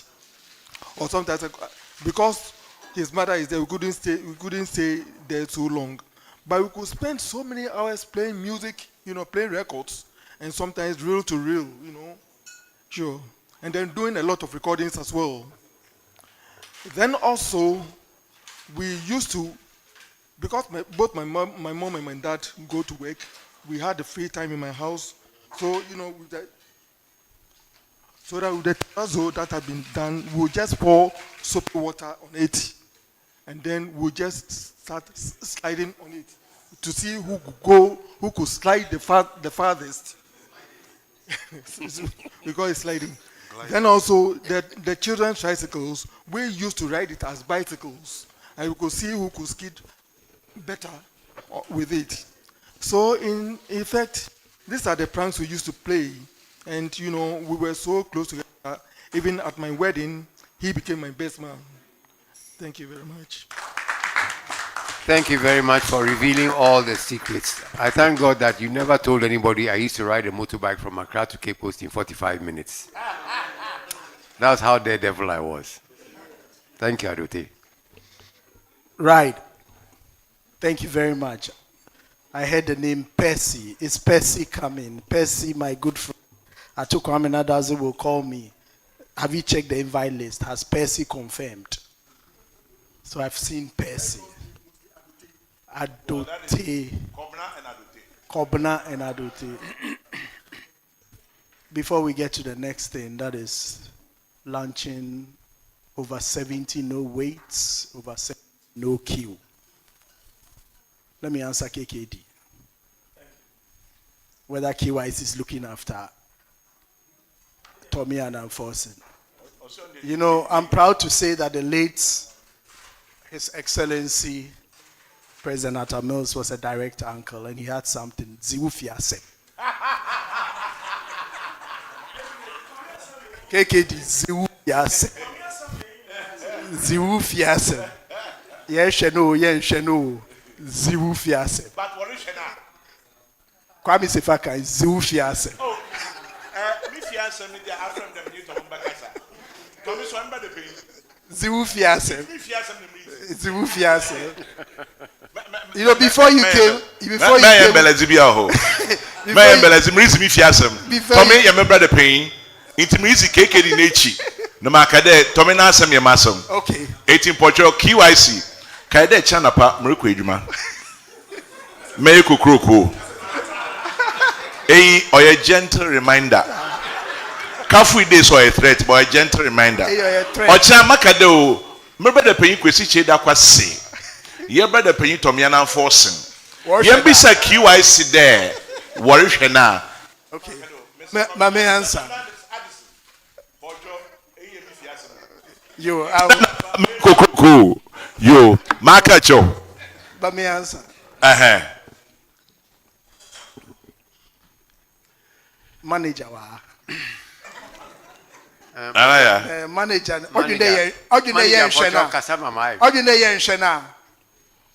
Onka. From the horse's own mouth. Mpocho washe niye papa. Na Kwame, mpocho ehwe menyima. Me aponko. From the horse's own mouth. Tommy? Tommy, you remember what I told you? Before I joined GBC, we had great broadcasters who were great at doing the show, but not the business. It is important to do the show, but also do the business. Absolutely. I have nothing wrong with people who amass wealth even if they go into politics. My only problem is people in the arts and culture also require people who will manage their careers and ensure that when they go home to retire, between retirement and expiry, they can still live dignified lives. And I started by thanking QIC, and I want to thank them again because the way I see my younger brother talking, I think they intend to look after Tommy. So put your hands together for QIC. What's it?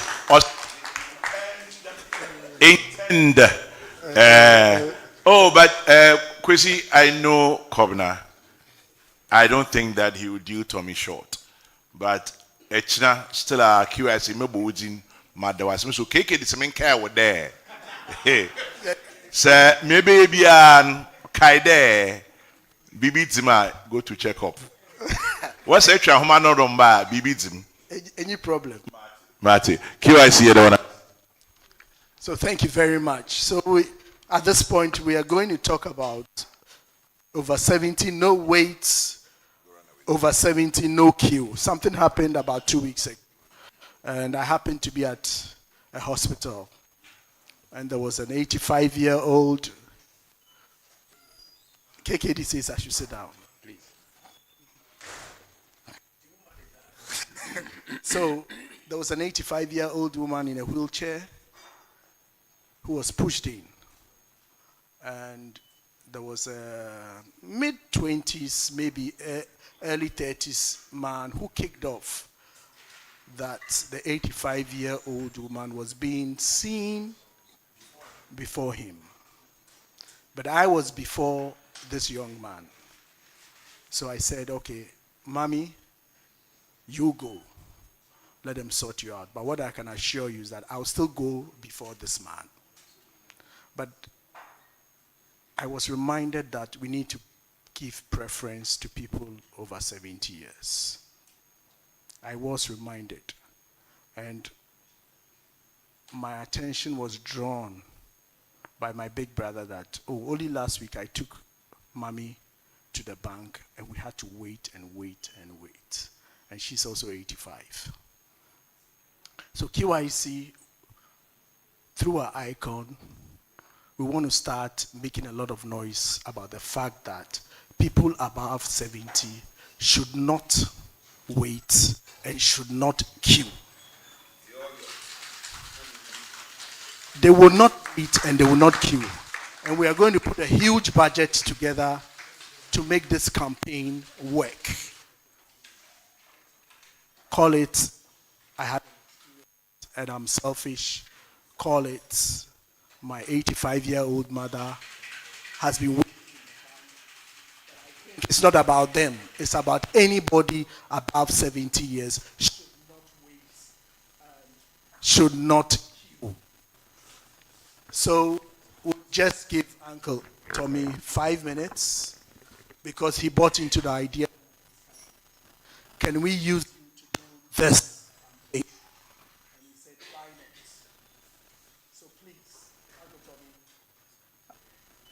They are the witnesses here. Are you ready to lead this campaign? Yes or no? Hands down, yes. More importantly, all of you here, are you ready to make noise about above 70, no wait, no queue?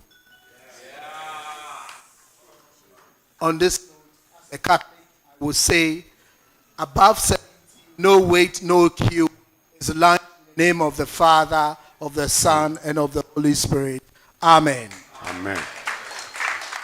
And to add to what Governor has just said, we need to realize that me 70 today, God willing, I'll be 70, 72, getting to even 90 or 100. Celebrity to go to the bank. I've been to the bank once. Giving preference. I was giving preference because I'm a celebrity. I don't have to be a celebrity to be given preferential treatment.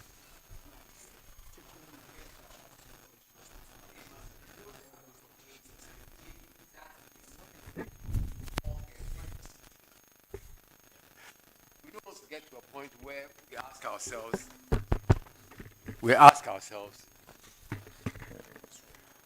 ourselves, why am I being treated like this? Why is it that nobody is seeing my plight? And so with this, ladies and gentlemen, I think this is a fantastic initiative. No insurance company, I can beat my Opochichi and say that there's no insurance company that has come up with any idea like this.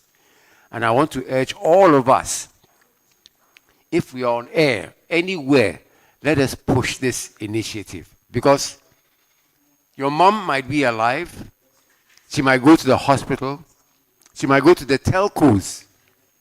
And my wife was saying she went to the telcos to register when an old lady was sitting in a queue waiting to be re-registered.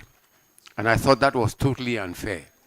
And people who work in the telcos, the banks, the tellers and what have you should have the initiative to see that this person is an elderly person. Let's look after her first, because I will not say her time is short, but anything can happen at any time. And so we need to push this initiative. And if possible, go around, we will go around to the banks, the telcos, and the hospitals. And we're going to start with Kolebu for them to see that old people are important. They need to have that life to live until the God Almighty calls them. Ladies and gentlemen, let's push this initiative. And I think it is a very brilliant initiative, not just for all of us, but for people out there. Fred Amogi does not have to be a celebrity. It's not a matter of preference. That is the path he chose. But I'm 42. No, trust me, I'm 42. So you see, if we get there, and like the doctor said, after 70 or maybe 60, you start having minor problems here and there, and you might want to have preferential treatment. You must, and we insist that people who are of that age, 70 and above, will get that preferential treatment, because I am ready to make that noise. Please help us to make that noise. Thank you. Thank you. Thank you. Can I appeal to management of KIC to sit with your communicators and do an FAQ? Your frequently asked questions. I think Atu Kwamna here will be very good at helping with that. Atu Brenimio. You know, so the frequently asked questions that you anticipate that people will ask about the campaign, because when you're structuring something like this, you need to look at your 10 frequently asked questions and answer them with, you know, brevity and clarity, so that anybody who actually wants to help the campaign can have this as a cue sheet that they can use. Yeah, thank you. Thank you very much, ladies and gentlemen. Like I said, it's a brilliant initiative. And in as much as nobody wants to go to the hospital, we probably will end up going there. We will give those old people preferential treatment. We will talk of banks, hospitals, telcos, wherever, even private companies. We're going to do that, and I'm going to champion it. High. Thank you.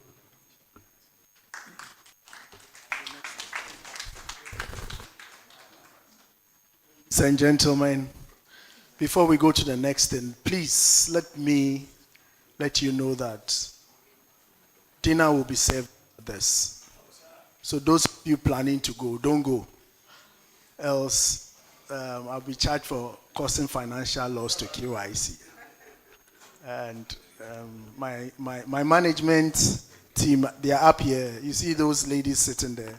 They are waiting for me to fall in trouble, and they will say, So next would be cutting of cake and popping champagne, then dinner. We'll do it differently. We want 6 people to volunteer to pop the champagne. And this, Tommy wants to know which people love him most. Governor, sorry to interrupt.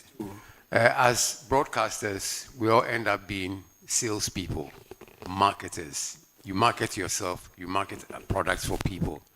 One thing we've not marketed today is something that I think we should all sign on to. There's no insurance company that has given that kind of benefit, to give you a courtesy car whilst you're doing your claims. No insurance company, that one I can tell you. Again, I'll beat my Obuchichi and say there's no insurance company that gives you a courtesy car. No insurance company that will give you medical checkup 4 times a year. Automatic policy renewal. 24-hour call service. There's no insurance company. That I can guarantee. So please, no, not even please. It's an order from me. Not even please. It's an order. If you love me, do it. Sign up to the Golden Age Comprehensive Insurance Policy. And when you get those benefits, you know that I don't even have to go to the hospital. QIC will come to me. They will look after me. They will give me a car. Even at the point in time, if they don't have a car, tricycle car, they will be. But let's sign up to that policy because I think it's also a brilliant policy that no insurance company has done. QIC, well done. Thank you once again.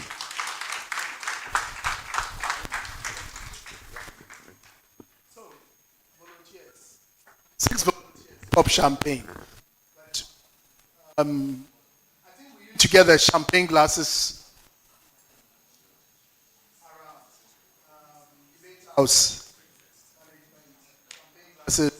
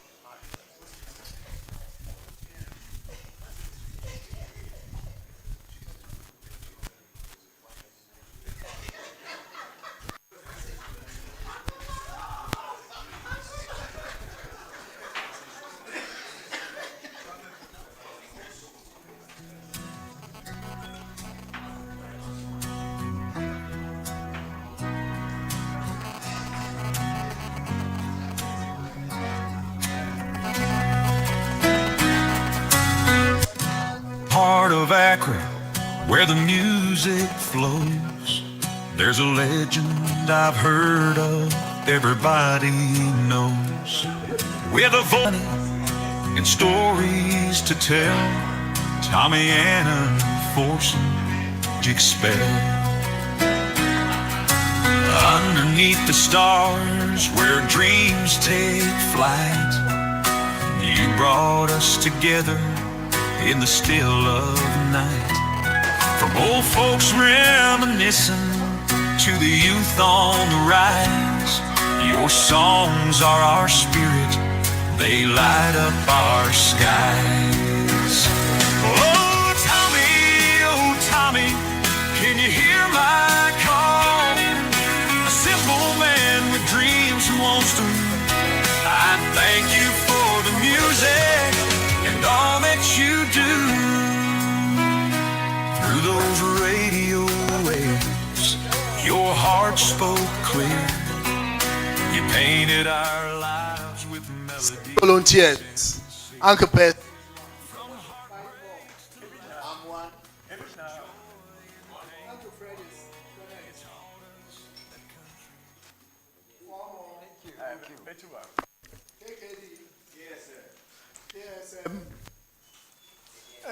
I've lost count too, so two more. Senior Obesia. So as a son, need a woman. Okay.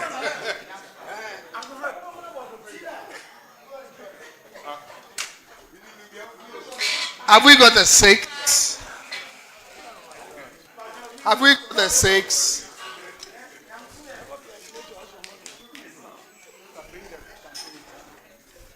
Have we got the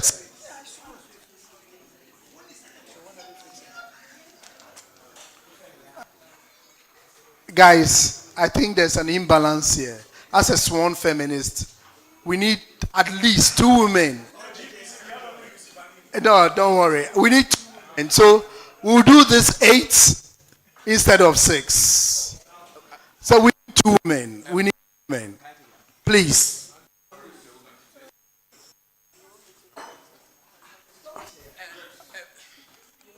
I mean, I can't do this without having women in there. I was brought up by a single mother, single grandmother.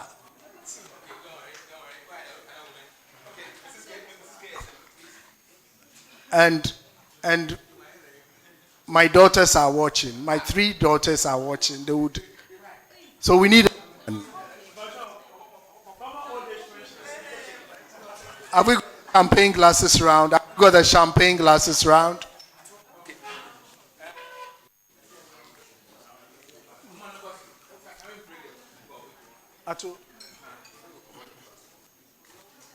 Where are the women? Oh.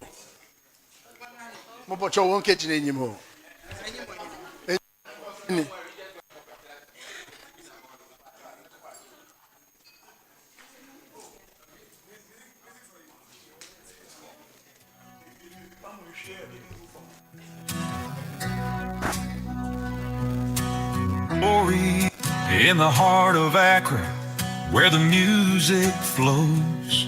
There's a legend I've heard of, everybody knows. So are we doing the one? Let's see who pop first. Money is on KSM. Money is on KSM. You cast your magic spell Edison. underneath the stars, where dreams take flight. You brought us together in the still of night. From old folks reminiscing to the youth on the rise, your songs are our spirit, they light up. So please, can those who pop go around and fill the glasses? Oh Tommy, can you hear my call? A simple man with dreams who wants to stand tall. If I could meet you just for a moment or 2, I thank you for the music and all that you do. Through those radio waves, your heart spoke clear.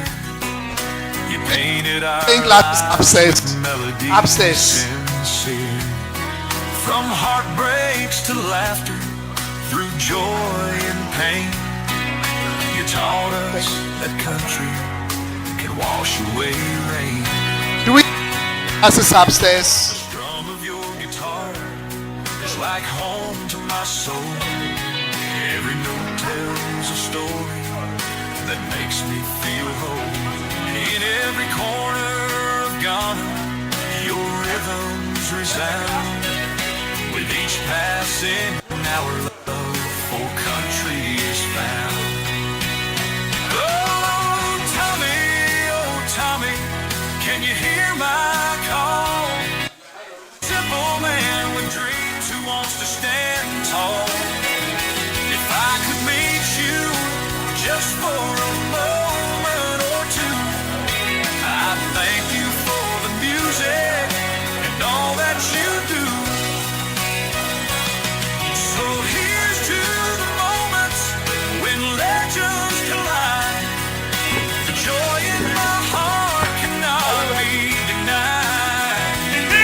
With tears in my eyes, and hope in my chest. For he's a jolly good fellow. For he's a jolly good fellow. For he's a jolly good fellow. And so say all of us. And so say all of us.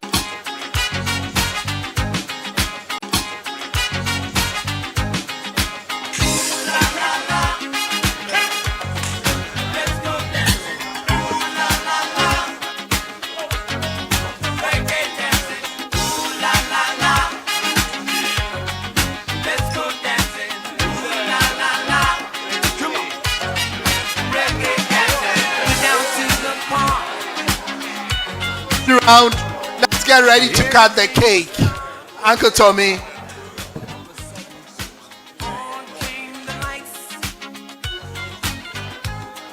And everything was feeling right.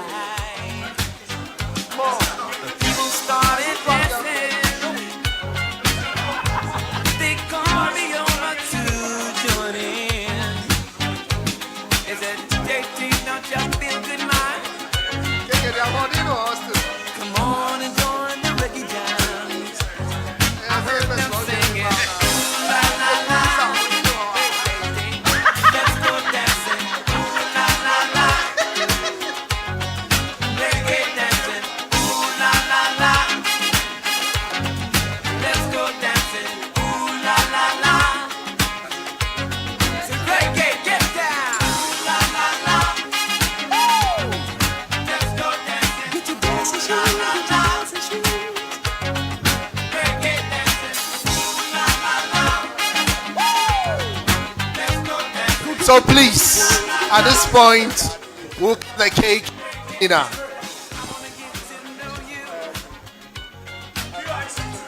Come on, let's bring it down. Yeah, yeah. Get better acquainted so that everything will be fine. And so for housekeeping, after the cake, we do have 3 dinner rooms upstairs. We do have 3 dinner rooms upstairs.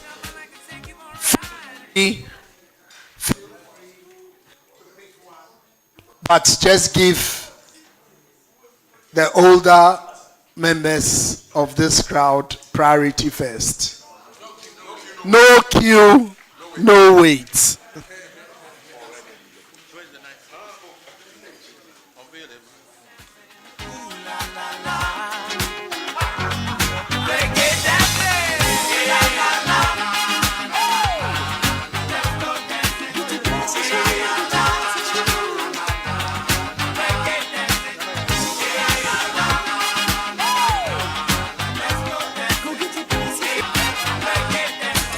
We're gonna spell TAF as we cut the cake.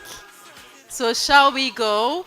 1, 2, T A F.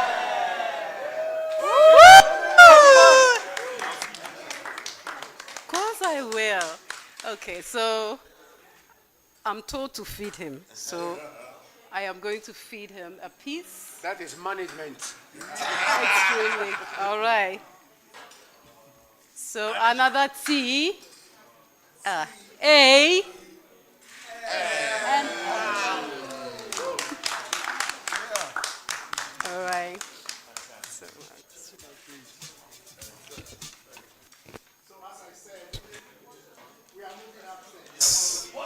There are 3 doors there.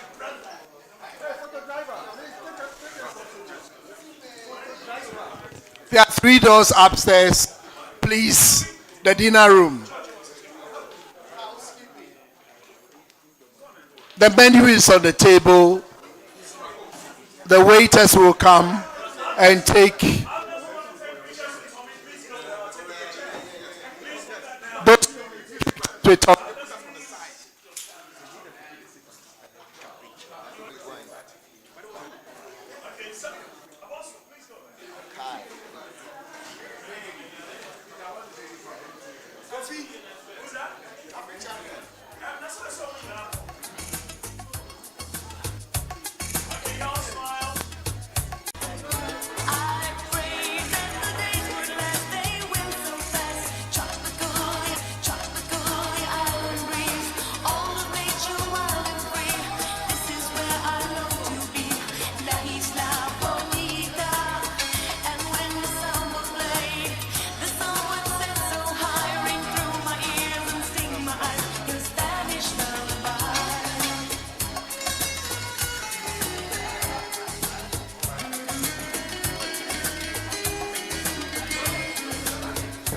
Please take a picture. Please climb the steps and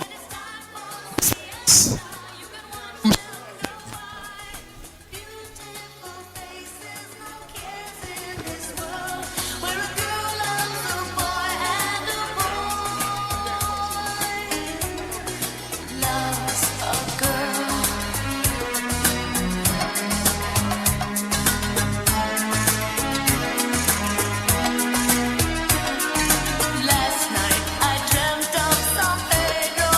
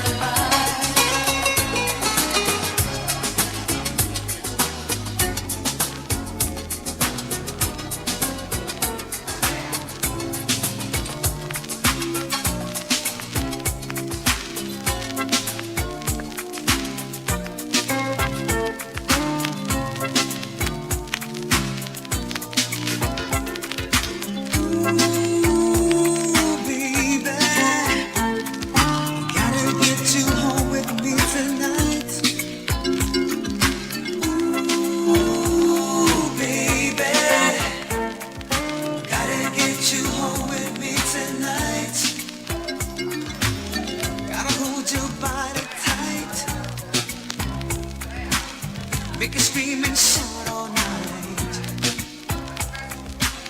I do the things that are good to you, baby. I got the tools I know you're sure to like. Kick off your shoes and lay back and let me soothe you. I wanna take my time.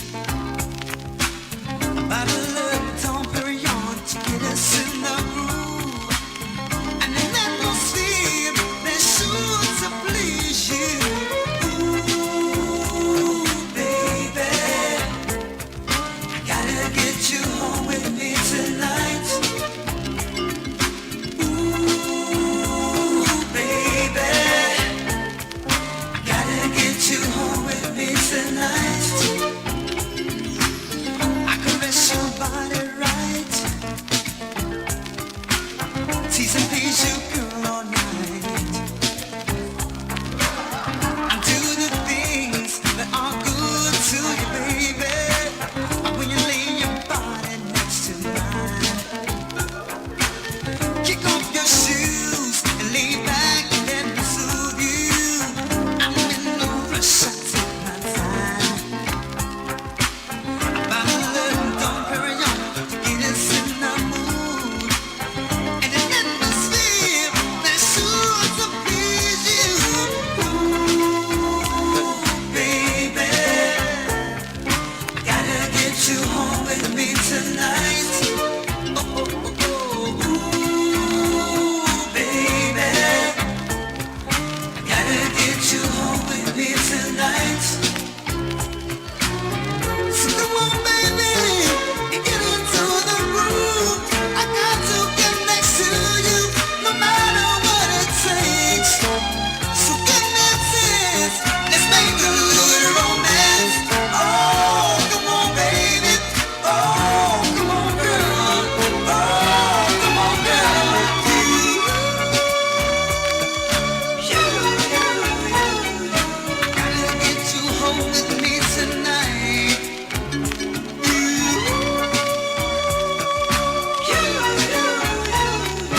Gotta get you home with me tonight. Come on, baby. Come on, baby. We're gonna do it.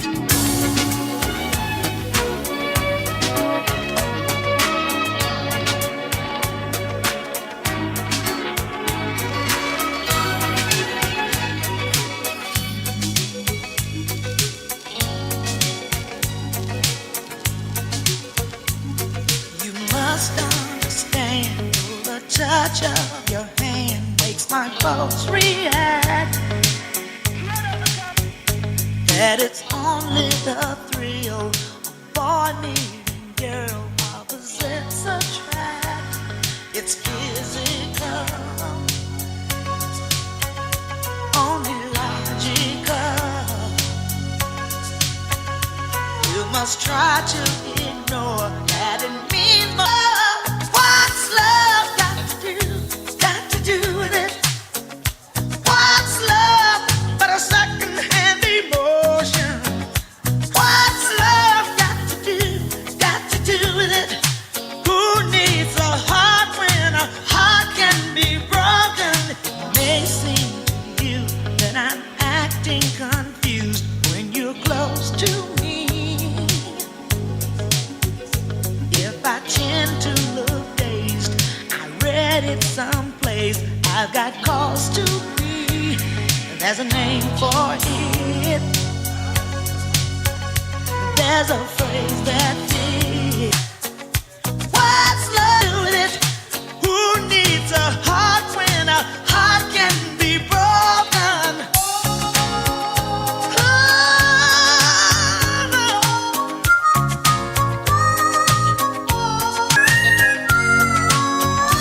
I've been taking on a new direction, but I have to say, I've been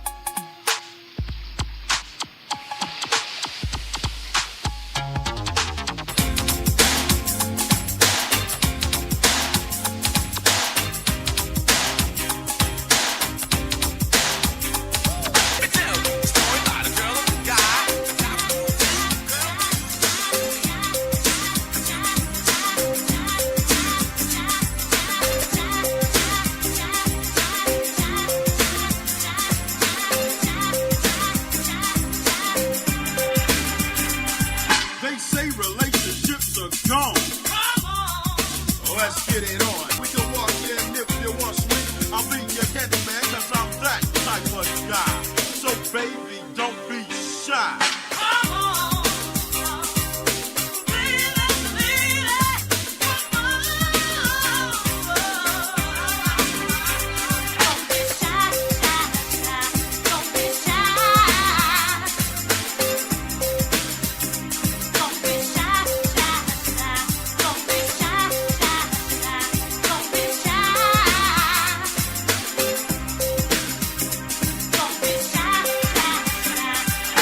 Mary had a little boy, but now he's a man. Understand?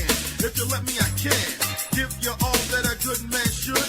Treat you like a queen, baby. Yes, I would. Me and you, the team of a dream. When your feelings are wrinkled, I'll be the steam to soothe and smooth dry your tears and so on. They call me Turbo B, but you can call me Jerron. I'll be your very own. I'll be your poet. Praise you with flowers, touch you with moet. I'll be yours till the day I die. So make the move and don't be shy.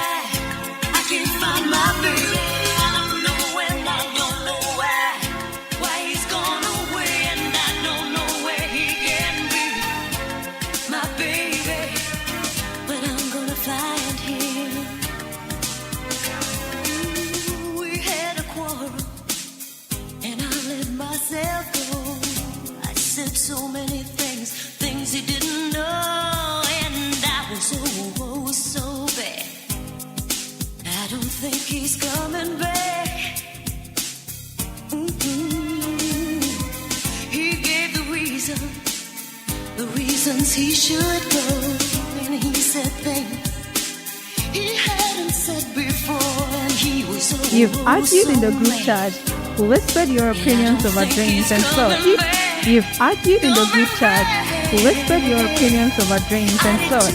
I wish we could talk about this properly. Welcome to the Debate House. Hi, I'm Benedicta Frances, Executive Director and Research Consultant for the Debate House. It is Africa's leading discourse lounge, forum cafe, and symposium. The Debate House is a premier destination for vibrant debates and unforgettable experiences. This isn't just about debate. This is about building a community of thinkers, doers, dreamers, people like you who want to have bold conversations and actually grow from them. Now, every week, we tackle real issues that matter, from personal stories of hope, tragedy, and victory, to hot-button political topics, both partisan and non-partisan. Nothing is off limits. We have topics like polygamy. Is it a violation of modern human rights? Or is it a preservation of our cultural identity? Should every adult be legally required to have a will? And even health topics like lupus was often misunderstood. Now catch this, we are doing all of this over food, drinks, and energy that hits differently. It's honest, it's respectful, it's real, and you won't just be hearing from anyone. We are building an editorial board of brilliant minds to help shape and guide these conversations. We are proud to have the likes of Very Reverend Father Akese, Atukwamina Daze, a seasoned journalist. We have Emefa Apau, who is a media professional. We have Abigail Jimal, who is a governance and anti-corruption advisor. Nanadwa Ampofo, a chartered mineral processing engineer. We have Dr. Emanuela Amwako, a pediatric oncologist. Now, we have all these people and many more who are passionate about creating meaningful discourse that pushes culture forward. But here's the truth. You will enjoy these conversations even more if you bring people like you, your friends, your partner, your crew. Trust me, the vibe is better when the room is full of familiar minds and new ideas. So here's your cue. Sign up via the link in our bio or our website at debatehouse.club and be part of something meaningful. Be part of a tribe of bold minds who don't just talk, they listen, they grow, and they show up. This is the Debate House. Engage, discuss, discover. You've argued in the group chat, whispered your opinions over drinks, and thought, I wish we could talk about this properly. Welcome to the Debate House. Hi, I'm Benedicta Frances, Executive Director and Research Consultant for the Debate House. It is Africa's leading discourse lounge, forum cafe, and symposium. The Debate House is a premier destination for vibrant debates and unforgettable experiences. This isn't just about debate. This is about building a community of thinkers, doers, dreamers, people like you who want to have bold conversations and actually grow from them. Now, every week, we tackle real issues that matter, from personal stories of hope, tragedy, and victory, to hot-button political topics, both partisan and non-partisan. Nothing is off limits. We have topics like polygamy. Is it a violation of modern human rights? Or is it a preservation of our cultural identity? Should every adult be legally required to have a will? And even health topics like lupus was often misunderstood. Now catch this, we are doing all of this over food, drinks, and energy that hits differently. It's honest, it's respectful, it's real, and you won't just be hearing from anyone.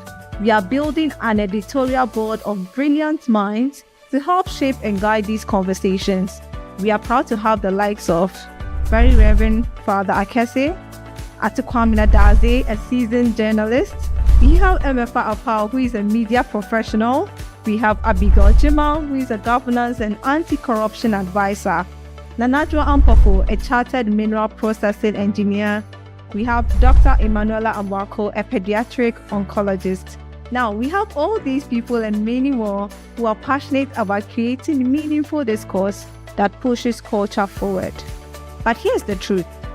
You will enjoy these conversations even more if you bring people like you, your friends, your partner, your crew. Trust me, the vibe is better when the room is full of familiar minds and new ideas. So here's your cue. Sign up via the link in our bio or our website at debatehouse.club and be part of something meaningful. Be part of a tribe of bold minds who don't just talk, they listen, they grow, and they show up. This is the Debate House. Engage, discuss, discover.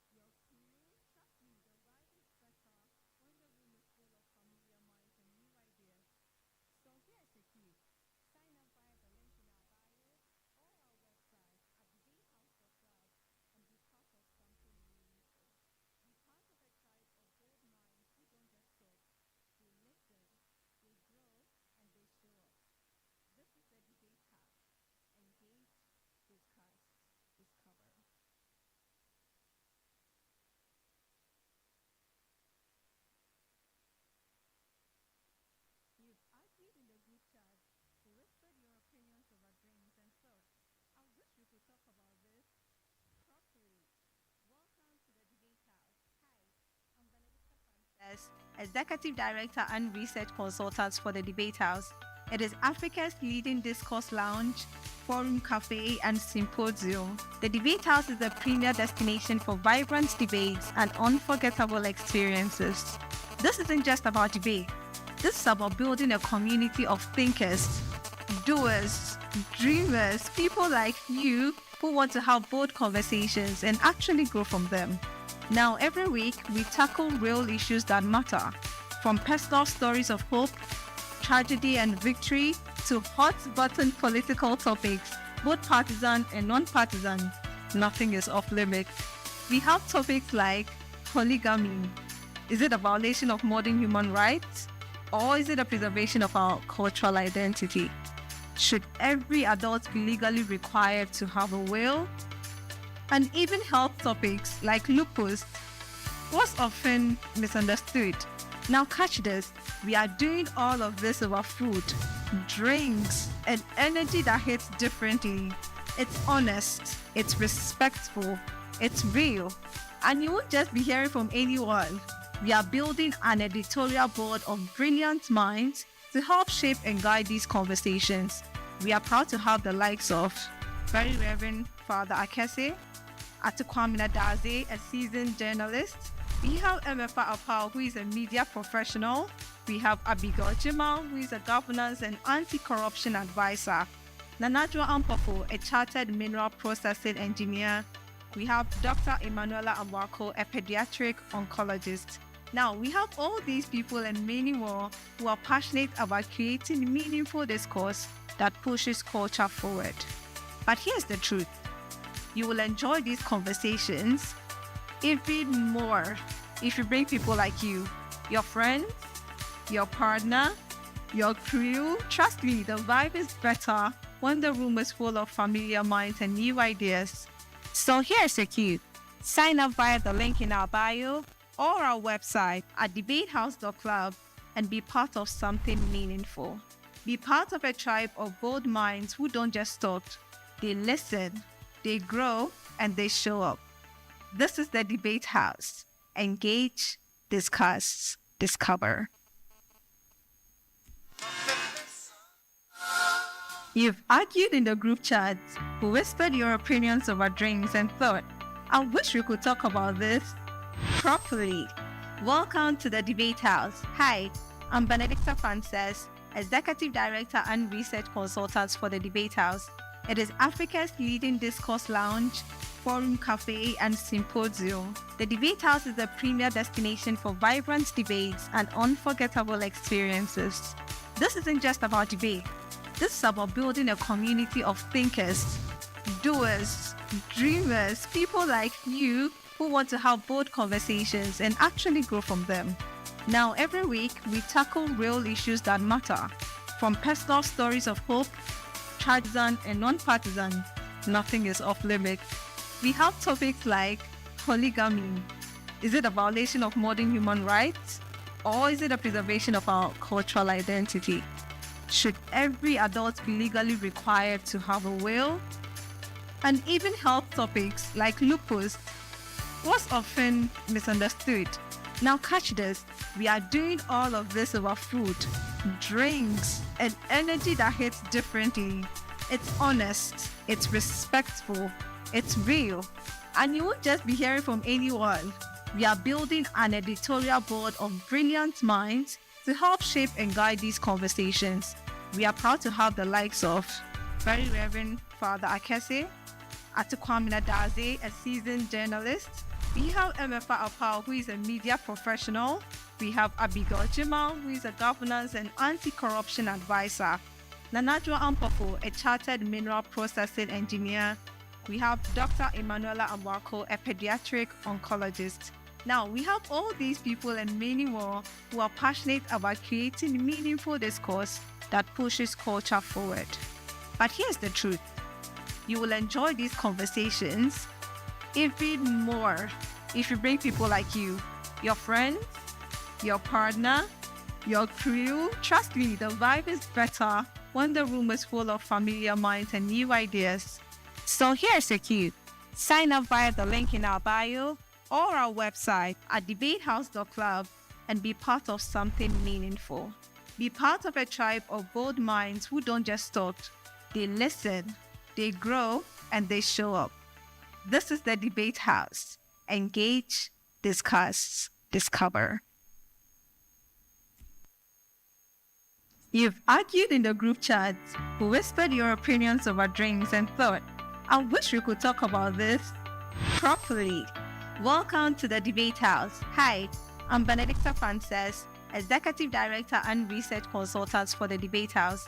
It is Africa's leading discourse lounge, forum cafe, and symposium. The Debate House is a premier destination for vibrant debates and unforgettable experiences.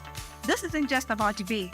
This is about building a community of thinkers, doers, dreamers, people like you who want to have bold conversations and actually grow from them. Now, every week, we tackle real issues that matter, from personal stories of hope, tragedy and victory, to hot-button political topics, both partisan and non-partisan. Nothing is off limits. We have topics like polygamy. Is it a violation of modern human rights? Or is it a preservation of our cultural identity? Should every adult be legally required to have a will?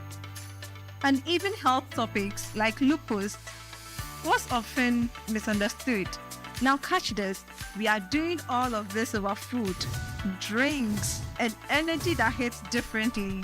It's honest, it's respectful, it's real, and you won't just be hearing from anyone. We are building an editorial board of brilliant minds to help shape and guide these conversations. We are proud to have the likes of Very Reverend Father Akese, Atukwamina Daze, a seasoned journalist. We have Emefa Apau, who is a media professional. We have Abigail Jimal, who is a governance and anti-corruption advisor. Nanadwa Ampofo, a chartered mineral processing engineer. We have Dr. Emanuela Amwako, a pediatric oncologist. Now, we have all these people and many more who are passionate about creating meaningful discourse that pushes culture forward. But here's the truth. You will enjoy these conversations even more if you bring people like you, your friends, your partner, your crew. Trust me, the vibe is better when the room is full of familiar minds and new ideas. So here's a cue. Sign up via the link in our bio or our website at debatehouse.club and be part of something meaningful. Be part of a tribe of bold minds who don't just talk, they listen, they grow, and they show up. This is the Debate House. Engage, discuss, discover.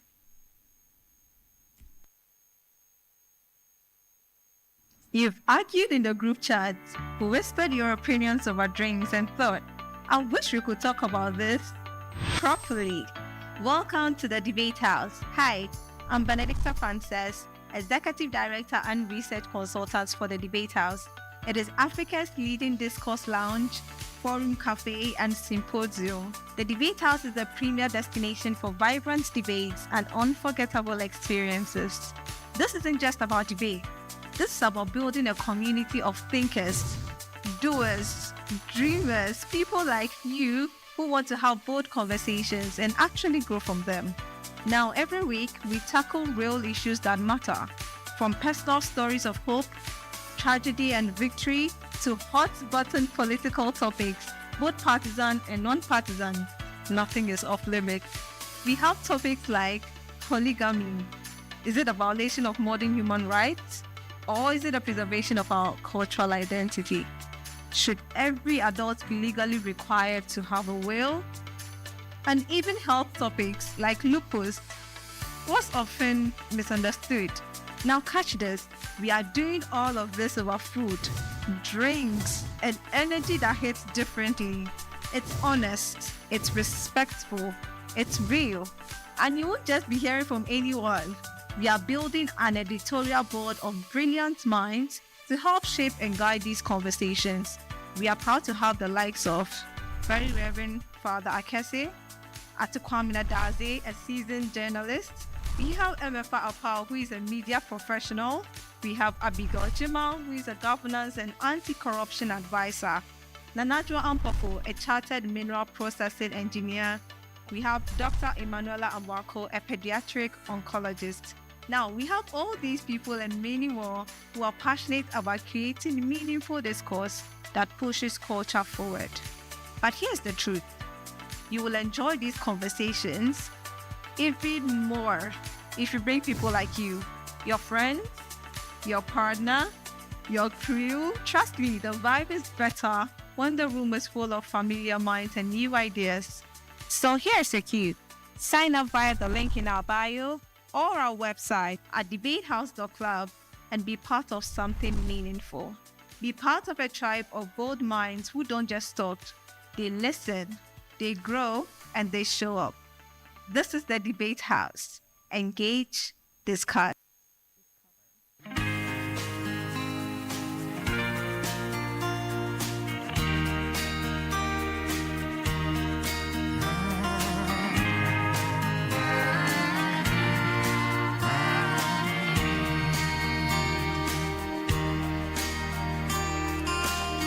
I was just a young boy the day I learned to ride my bike.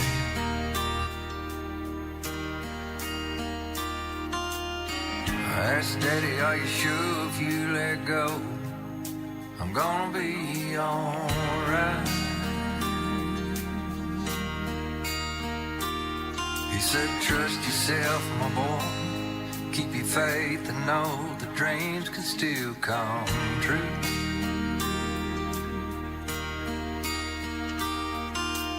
And know I'm here to catch your fall, 'cause that's what daddies do. That's what daddies do. They shield you from the rain, shelter in the storm, there to ease your pain, wherever you may roam, or what you're going through. Know I'm by your side, 'cause that's what daddies do. Na na na na na na na na na.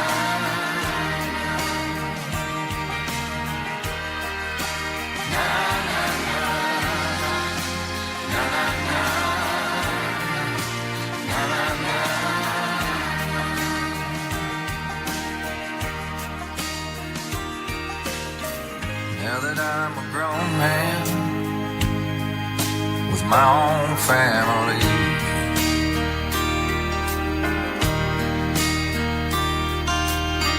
pictures of my daddy on the wall look like faded memories.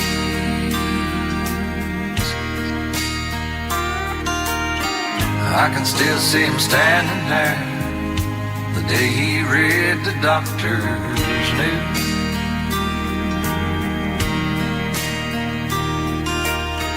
Though he tried to hide his pain, he smiled and said, son, that's what daddies do. That's what daddies do.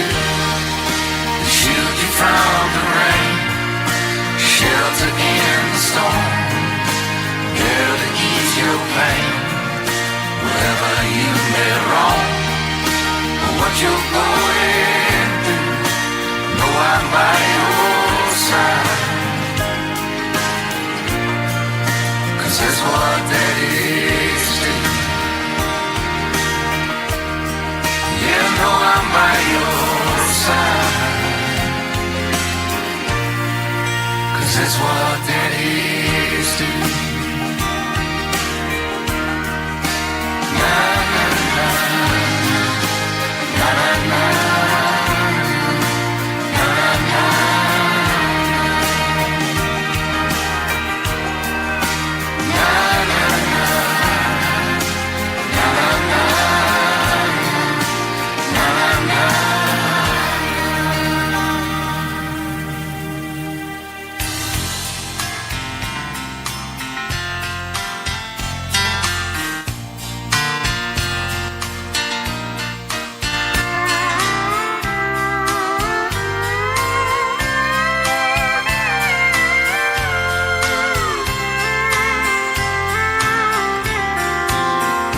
City sun goes down at night, making way for neon lights.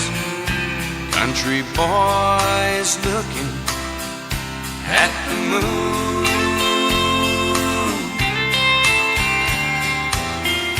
City girl is dressed just right. She may stay out late tonight. Country boy just plowed today till noon. From Birmingham to Ohio, how they met nobody knows. But every now and then they get together. She used to wanna climb the walls. She never really been loved at all. Not until old country came to town.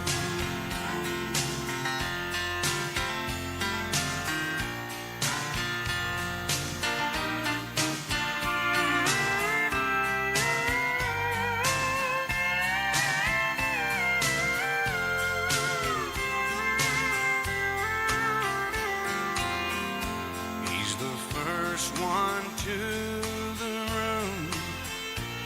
Ice and drinks will be up soon. Everything is perfect when she walks in.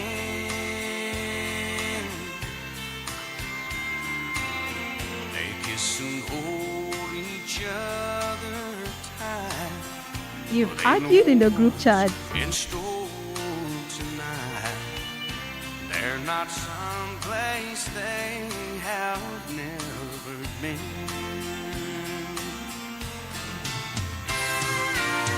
From Birmingham to Ohio,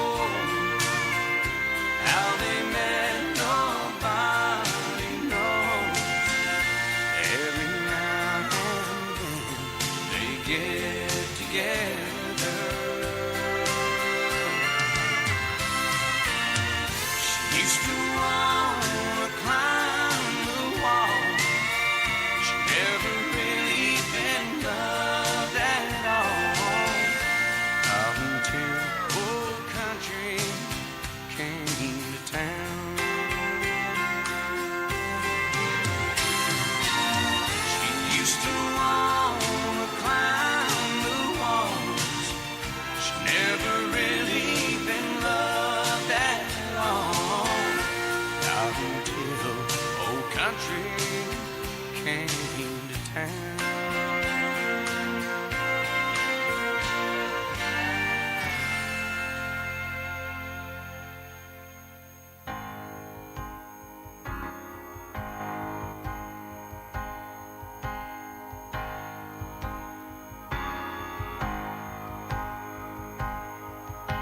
Stars are gonna light up a midnight sky. The sun's gonna burn on the 4th of July. Tides are gonna turn with the pull of the moon. And I'm gonna love you. Birds will fly south when the winter comes. Snow's gonna fall and rivers gonna run. April's gonna rain and flowers gonna bloom. And I'm gonna love you. So good that it almost hurts. Steady and true as a Bible verse. My heart skips just thinking of you. Go on and let it all, baby, we can't lose. Earth's gonna shake every now and then. Some runaway roads are gonna dead end. And on those days when the world feels cruel, I'm gonna love you.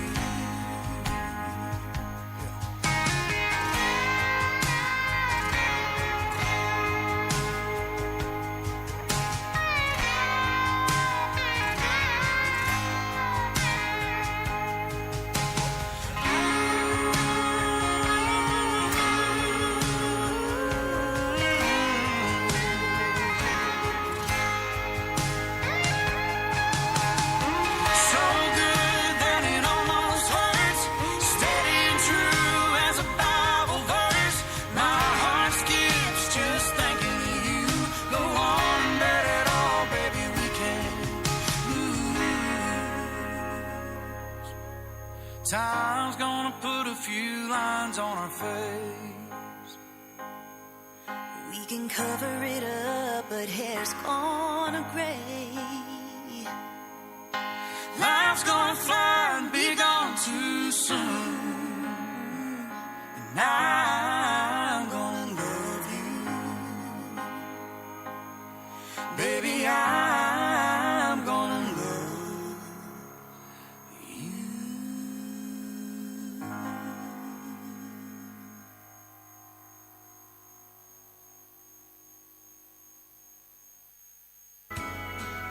Would you consider lying in line?